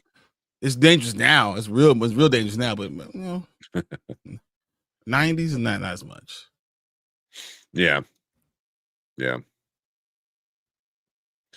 Like so I know you were like grew up like more south. I was more north, but not like way north of Chicago. It was more like West Town area. West, yeah. Yeah, I was like West Town area. So but I would like hang out in Lakeview a lot. I had a lot of like some well not the good part of Chicago. Okay, the good part. Lakeview. But I was like a lot of West Town, which is like kind of, I would say center, because if you go, because I live like right when I would go like, I don't know, 5 minutes south, and I was like technically where the south started, like where all the, because it was split like, 700 north, and then you go, a few blocks that way, and then you're at like 700 south, so I live like right there. South starts really. Yeah, there's the real south, and then there's the numerical street south. Yeah, that's where I had like more of the numerical. But yeah, I would say the south, the real south, McCormick Place. Yeah, that's where the south really starts. Yeah, I agree. It's really south of the stadium. Yeah, once you get on the other side of the loop, really. Yeah. Yep. Sorry, all these like people not from Chicago. I have no idea what we were talking about. Poltergeist 3 took place in Sirius. Did it take place? I did not know that. I don't think I ever seen Poltergeist 3. That's funny. The park scenes are always a lot of fun. Yeah, so cool. Same way, never seen it. Untouchables. Yeah, that's so long. Yeah. So the Dark Knight was filmed in Australia. Well, it was made not Australia. Was it Canada? Some was Chicago. It all was Chicago. Like a lot of the scenes I know weren't in Chicago. Like the tunnel scene, where the Joker's chasing or the Batman chasing Joker, in the because the Lower Wacker, because Lower Wacker, they shut down Lower Wacker all the time, but then there's a lot of England and somewhere in Asia. I'm not exactly sure. Mm-hmm. Somewhere in Asia. Because he travels to go get the dude that left the country in the Dark Knight. I forget. I think he's supposed to be. I don't know if he's Chinese or not, but yeah. I don't know where. Because I remember the post office. I remember the post office. The post office, yeah. The old post office. Yeah, there's a few shots where they're looking like they're in like an office, and you can oversee outside. Like that's that the was IBM Chicago. building. That's the IBM building. Yeah. Mm-hmm. You get a lot of cool shots like that in Chicago, where like office buildings overlook like the Chicago River, and then you got the cool bridges with all the old architecture. So that was a lot of Gotham. Yeah. Last time I stayed in Chicago last year, I stayed at the Westin on Fifth Avenue. I love the view we had. I know exactly which one that is. Yeah, I was gonna say it's probably not too far. The Westin, I know exactly where it is. I know literally.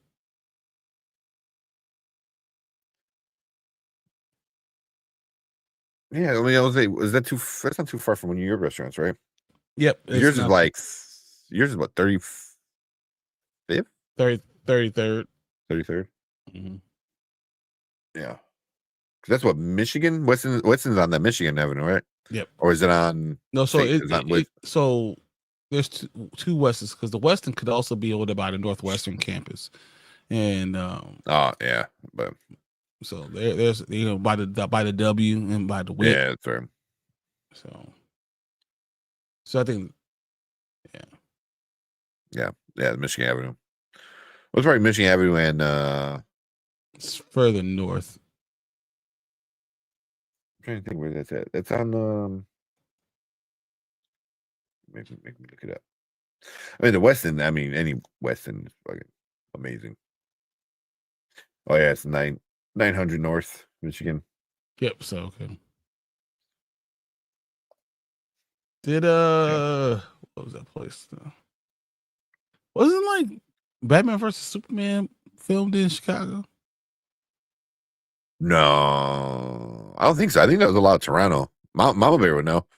As you said, the Suicide Squad was in Toronto. X-Men was a lot in Toronto. There's a lot of TV shows that are in Toronto. Check it out. See where Batman vs Superman was filmed.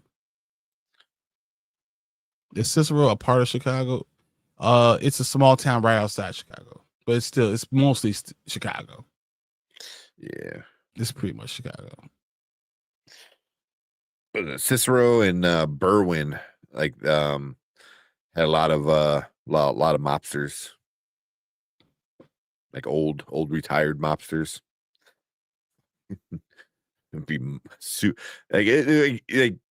It sounds stupid, but like it'll be like mobbed up like the fucking cops. I don't want to say, but like back in the day, like man, like if you were in like Cicero, Berwyn, like ask my girlfriend, she lived not too far from there. I don't I don't drive through Cicero still. Yeah. Just don't. There you go. Mama Bear said, Batman vs Superman, Michigan. But was it Detroit? East LA and Detroit. She's right there.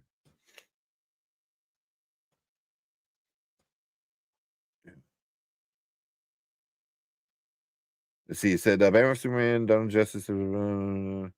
But they did do the Aragon Ballroom, which I know that some of it's in Chicago. I know that. Yeah, Aragon Ballroom and the exterior of the Daily Planet was at the 111 East Wacker Drive. Yeah, because I know I saw Wacker there too. Yeah.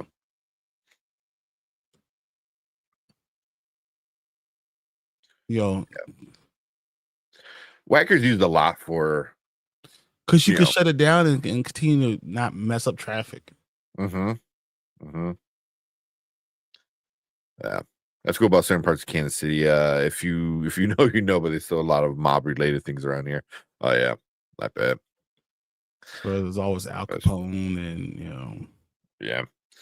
I went to the was it the freaking what's it called, the Green Dolphin? Mm-hmm. Yeah, right. I worked like not that far from there. I only went in there, but dude, I would pass by there all the time. As a kid, we would always take the bus and it would just pass by it. I worked not that far from there. One of my favorite pizza places is literally right down the block from there. But I finally went in there once. No, it is so overrated. Oh my goodness. I remember I introduced a bunch of my coworkers to that, and it's like it blew everyone's mind. Oh, supposedly, I guess I ate there, and Zach Galifianakis was there at the same time, and I didn't even know. So I didn't even care. Yeah. The Fugitive is a good one for Chicago. Oh yeah, that's a good one. Yeah, there's a old Steven Seagal movie that was filmed in Chicago, and a few of my dad's friends were in it because my dad changed windshields for a long time when I was younger, and it was a privately owned like mom and pop kind of place, but I don't know how, but they would always be called to go change windshields on sets of movies. So my dad was like on sets for a lot. He was on the set for Batman, and Transformers because they're constantly changing fucking windshields, But so back in the day when they were getting started, they got called in. So like his bosses and a few of his friends are in that movie with Steven Seagal. Like he runs by and they're just kind of like, oh, that's awesome. Obama was born in Chicago, Hawaii. Yeah, he didn't come to Chicago till he was 24 or something like that. I think was it school? Yeah, I know he was at UFC, but I don't know if he was here before that. But he worked too. And then Michelle's from Chicago, so yeah. Fernando, it's Pepe's. Pepe's. Do you know how many times I've been to Pepe's? I went there once. I hate Pepe's. Pepe's is so you don't go to Pepe's for tacos.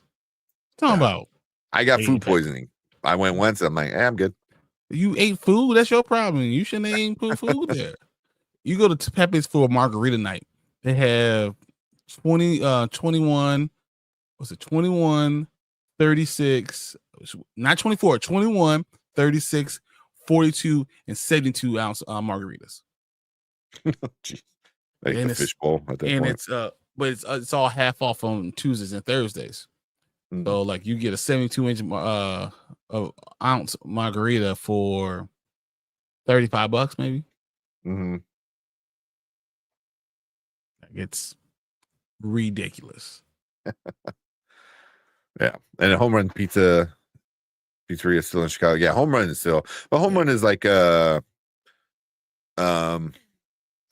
tourists. Yeah, it is touristy, but you still have, but you at least have tavern style pizza, which is more Chicago than deep dish. Yeah. Oh yeah. Yeah, everyone thinks deep dish is like Chicago, and it's like tavern style. I mean, both. I mean, it still is, but yeah. He's hard to kill. That's it. Hard to kill. Yeah, that's the one I was thinking about. Yep. Was it hard to kill? Yeah, that's the one. It was. Is that your favorite one? It's hard saying Steven Seagal, man. Yeah, it's good at anything. Such a terrible person. Just oh my god. Oh man. Oh shit. All right. Again, we got sidetracked. Oh man, up to you. What do you want to do? You want to do a quick one? Whatever. Or you want to call it night? We can still go. I'm up now. We're good. All right. All right. Let's talk more about before we get too far down. You get us talking about Chicago, and it's like I was going to childhood. Show you this. Oh, that's cool. Oh, is that the new one? Nope. This is old. This is really old. Is that the one where his brother or some shit? Yeah. It's a White Tiger and Black Panther. Yeah. It was. I know about the chocolate cake shake. If I get to Chicago, that's my first stop. Portillo's. Yeah, Portillo's. Yeah. That's the one by my. Yeah, cake. The one by my house is doing breakfast. Yeah, which I haven't. They're doing breakfast now. And it says pretty good. Just that one. No, all of them are. Have you you know that they put mayonnaise in the chocolate cake. Mm-hmm. That's how you make it. And most people can say, "Oh, that's so disgusting." It's like, do you understand the ingredients of mayonnaise? Yeah, was it eggs, oil, fat? What do you think for cake? Yeah. Their chocolate cake is, man. I mean, it's pretty fucking good. It's pretty good. I've had better, but all the places I've had better are all like fine dining. Yeah. Like if you just walk up, give me a chocolate cake, you're like, damn. Like usually when I order like Portillo's, or really anywhere, but usually Portillo's because that's where we go. I always ask for no salt in my fries because everywhere I go, everyone always puts so much salt, and it's just And when they do that, it takes a lot longer because you have to make a fresh batch. And then also you get a fresh batch. No, they don't. You want to know what they do? What? Just shake it off. No, they just put it in the oil. So it breaks down the oil. Cook it off. Yeah, just throw it in for 15 seconds and pull it back out. You think it's fresh, but it's not really fresh. Yeah. Well, every time because at Portillo's, every time I order no salt, I wind up waiting forever for it. But since I wait forever, they always give me a chocolate cake. Oh, sorry about the wait. Here's a piece of cake. I'm like, cool. Like, not anymore. That's when the family used to own it. Now it's all franchised out. Yeah, not franchised, but it's not. No, it's corporate. It's a big corporation that came in and took it all. Yeah, you can't franchise a Portillo's. No. There's a company that owns it. Yeah, because I know there's like some Portillo's in like Florida now. I think. Yeah, there's all over Arizona, all over Florida. Yeah, Arizona. Yeah. The family still owns the ones in Chicago. Okay.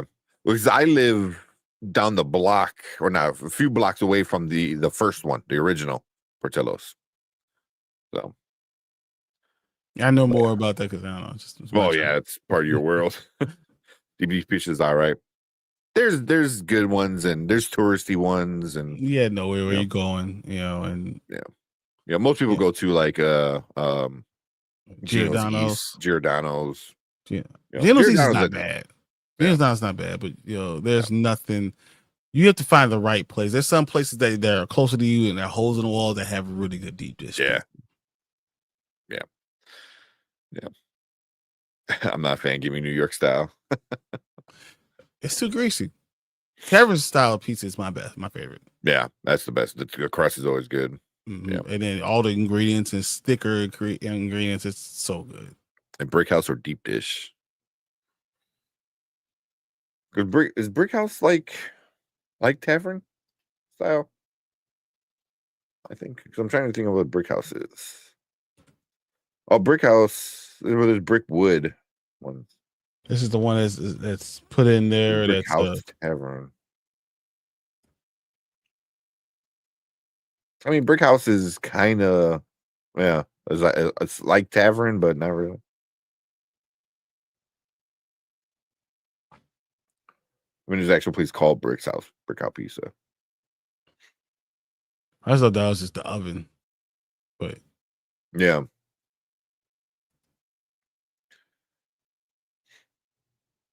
I like the brick oven pizza. Like those are always like good.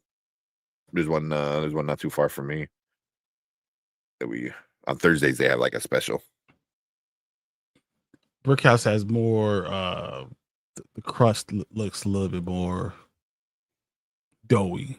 Yeah, exactly. It depends. Because like I haven't come home. Usually I work like down the block from Giordano's. So usually sometimes I'll bring one home, and I haven't done that in a while. So maybe I'll do that this week. Oh man! All right. Everyone's talking about. I made mayo chocolate cake. Maria said mayo and chocolate. What? Yeah, it works though because it's literally all the stuff that you use for chocolate cake is all in that one thing. So I use mayo. It's all there.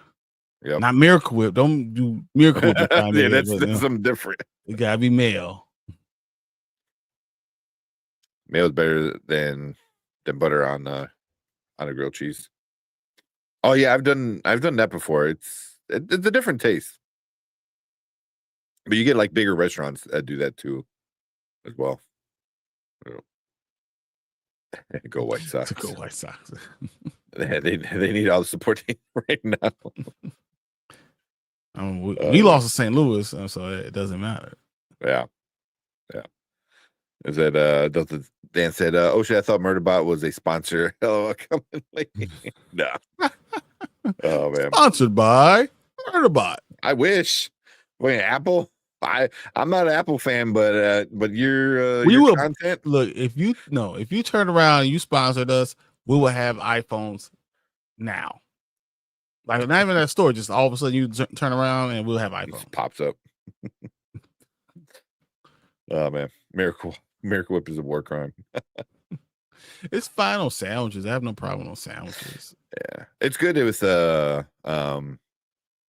use Miracle Whip when I make deviled eggs. Mm-hmm. Me too. That's really the only time I use Miracle Whip. Sometimes on sandwiches, but I prefer Kewpie mayo on my sandwiches. That's a Korean or Japanese mayo. Oh, that is really good. I'd probably rather do Miracle Whip or sandwich spread. Mm. All right, everyone's talking about their teams now. Giants. Cardinals could go. I hate them a little less than I hate other main villains and rivals. Yeah. But I don't like them still. I mean, just can you every time I see them coming in, I just look at them with their cut off jorts. Oh man. All right. Let's knock this out real quick, and we can go to bed. All right, let's do it. Where you at?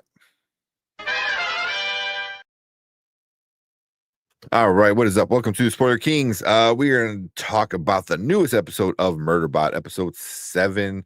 I don't remember what the name is. Complementary species. There you go. Yeah, but we get the fallout of his decision to make Lee Beebe's head into tomato paste. Yeah, but yeah, it's her fault. Why is everyone blaming Murderbot? Like, I don't understand. It's Lee Beebe's fault. She was trying to kill them. Oh, he wasn't gonna really kill me. Literally, she had a gun up to you, threatening to kill you. She would have killed you.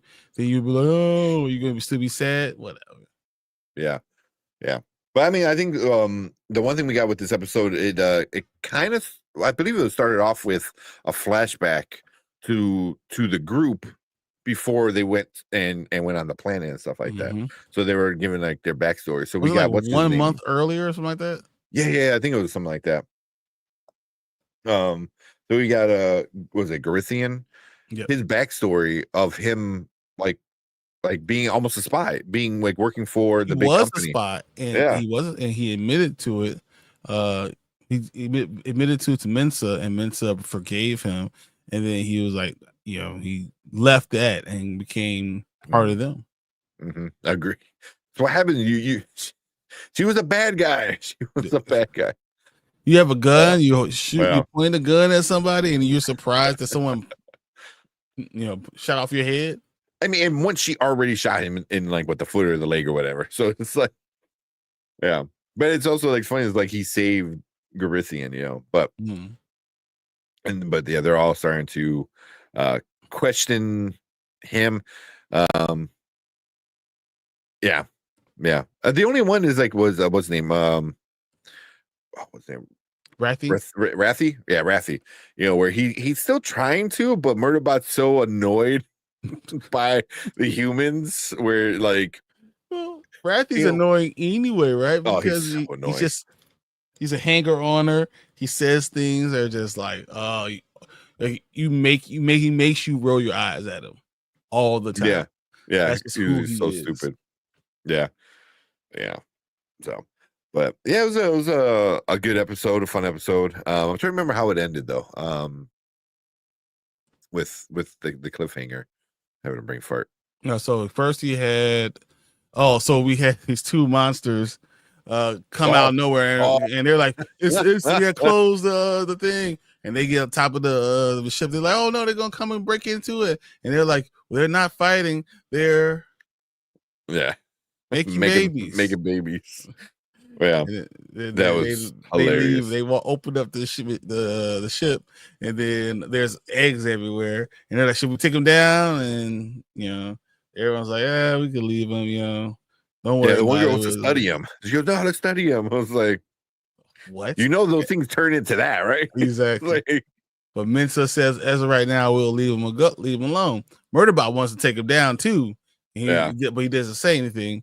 And then there's another Murderbot comes out of nowhere.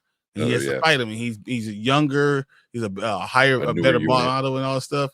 And then he accidentally shoots, or just accidentally he shoots off the eggs, whatever.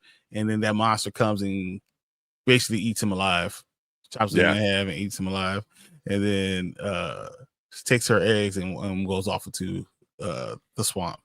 Yeah, it goes back. Even that though was funny. Like Murderbot's just like, well, in hindsight, I'm glad we didn't remove the eggs.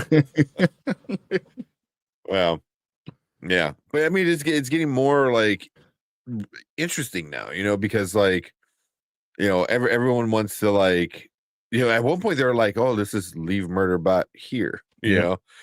Meanwhile, he can hear everything and see everything.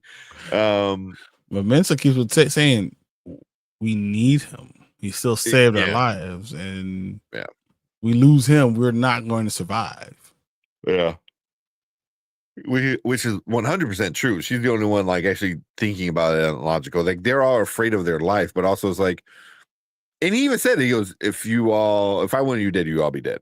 You know what I mean? Exactly. So it's like, there's like, he threatened to kill us, and that's not what he did. He was just saying, if that's what I wanted, it would be already happened.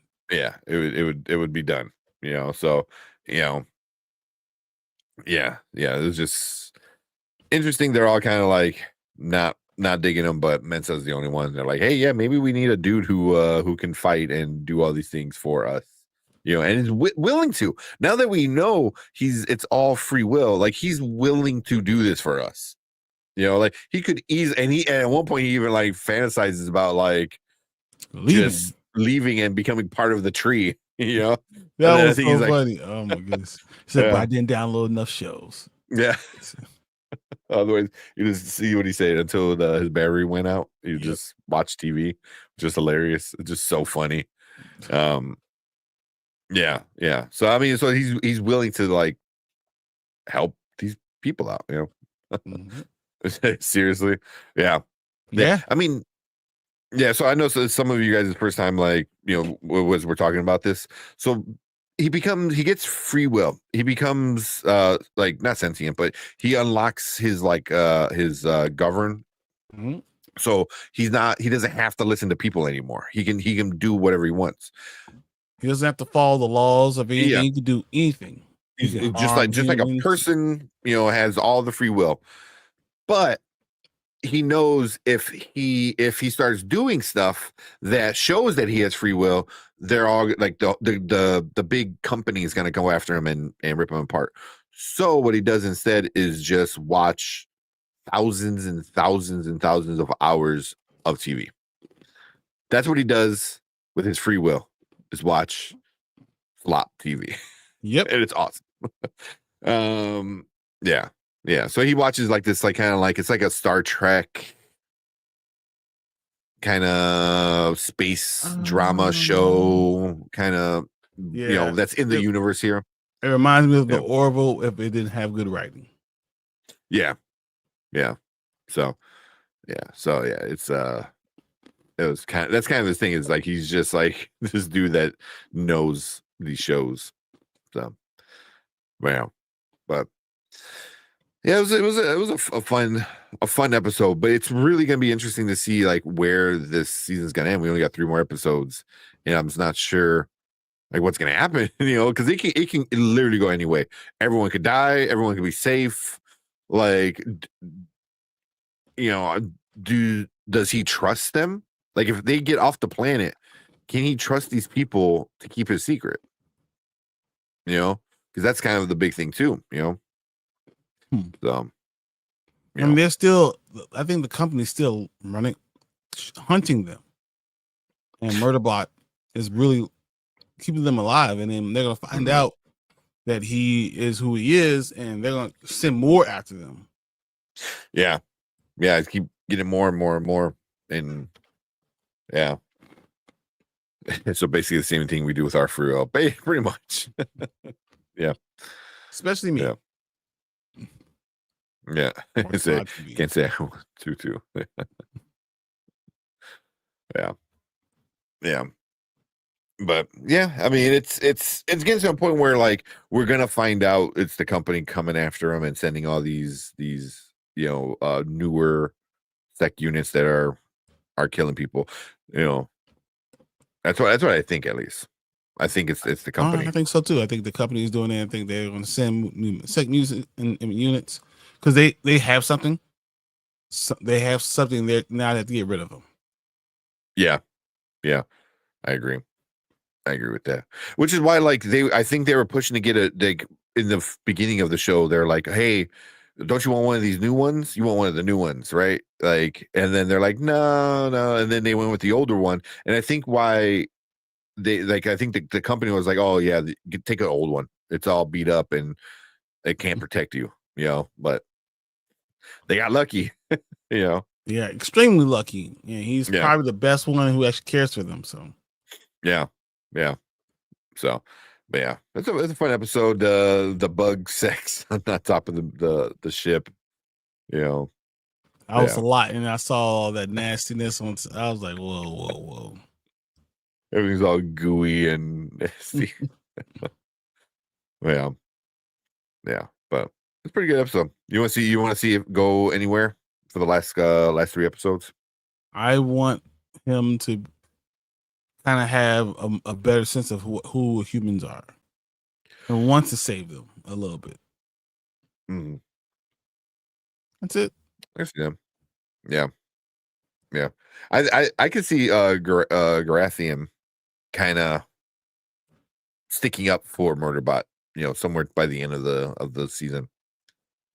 Went to hating him to the point of like, okay, we're gonna like him just like everybody else. Which is very little. bare minimum. Because that's besides Mensa, he doesn't like, I don't think, anybody else.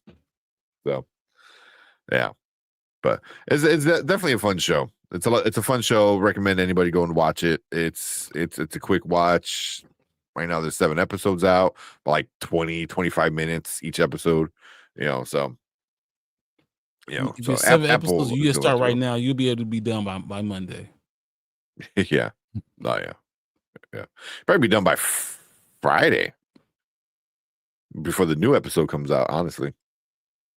But no, you can be done tomorrow. Yeah, but it is a fun show. Alexander Skarsgård is killing it as the Murderbot sec unit. So yeah.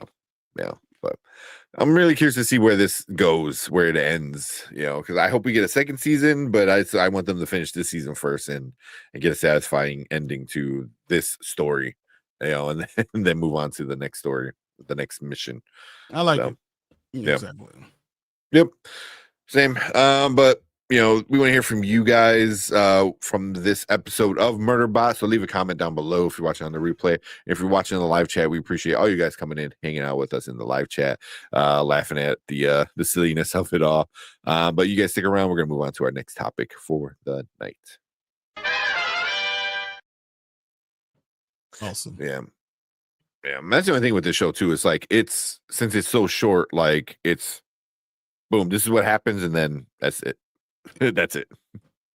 But that's why the review can be so quick because it's done. Yeah. I feel like for sure the last 2 episodes we might be able to talk about a little bit more because I think more might happen in a short amount of time. Because it's the ending of the penultimate season and the finale. Yeah. But if you have Apple TV, this is one of the shows you're watching. It is so good. It really is. Yeah, it's a fun time. Oh man, but I'm ready to get out of here. I'm falling asleep. Yeah, I'm tapping out, guys. I'm tired, exhausted. Yeah. Oh, yeah. But yeah, well, this upcoming weekend we got F1 coming out. We got Megan 2.0 coming out, which I am excited about both. So So we'll talk about those, and then we'll probably maybe start our Harry Potter watch parties. I'm good with that. And Ironheart, yep. Ironheart, Ironheart comes out right now. Tonight. Yeah. Or today, so probably at 3:00 in the morning. Yeah, a couple more hours. Yeah, probably like 2 more hours. So yeah, and we'll talk about that on Thursday. They have the first 3 episodes, and then when was it? It's not the next week, right? I think it's the next week. Yeah. Is it the next week? Mm-hmm. The 1st, July 1st? No, I think it might be the week after that. Yeah, I don't remember, but yeah, we'll check it out. Fernando's a very interesting plot. It is a cool plot. It's very simple, and it's mostly the Murderbot talking to himself in his head and how annoyed he is with like humans, especially with these humans, because they're like hippies. So they're all like about like, oh, love and peace and blah blah blah. But then when shit hits the fan, they're all like oh, he murdered a person. Rolling his eyes. Oh, it is. Yeah. It's this week and next, July 1st. Oh, it is. Mm-hmm. Okay, dang, and that's it. So, oh man. All right, good. Let's get out of here. Let's get out of here. Everybody. Yeah. Appreciate everyone. Appreciate all you guys coming out, hanging out with us in the chat for the night. Appreciate Deuce for the super chat. All the members, you guys are awesome coming in and being members. But yeah, we will see you guys on Thursday. We talk Ironheart and a few other trailers and stuff like that. But everyone have a good week, have a safe week, and we will see you later. Appreciate it. Don't forget to like and subscribe. We out here.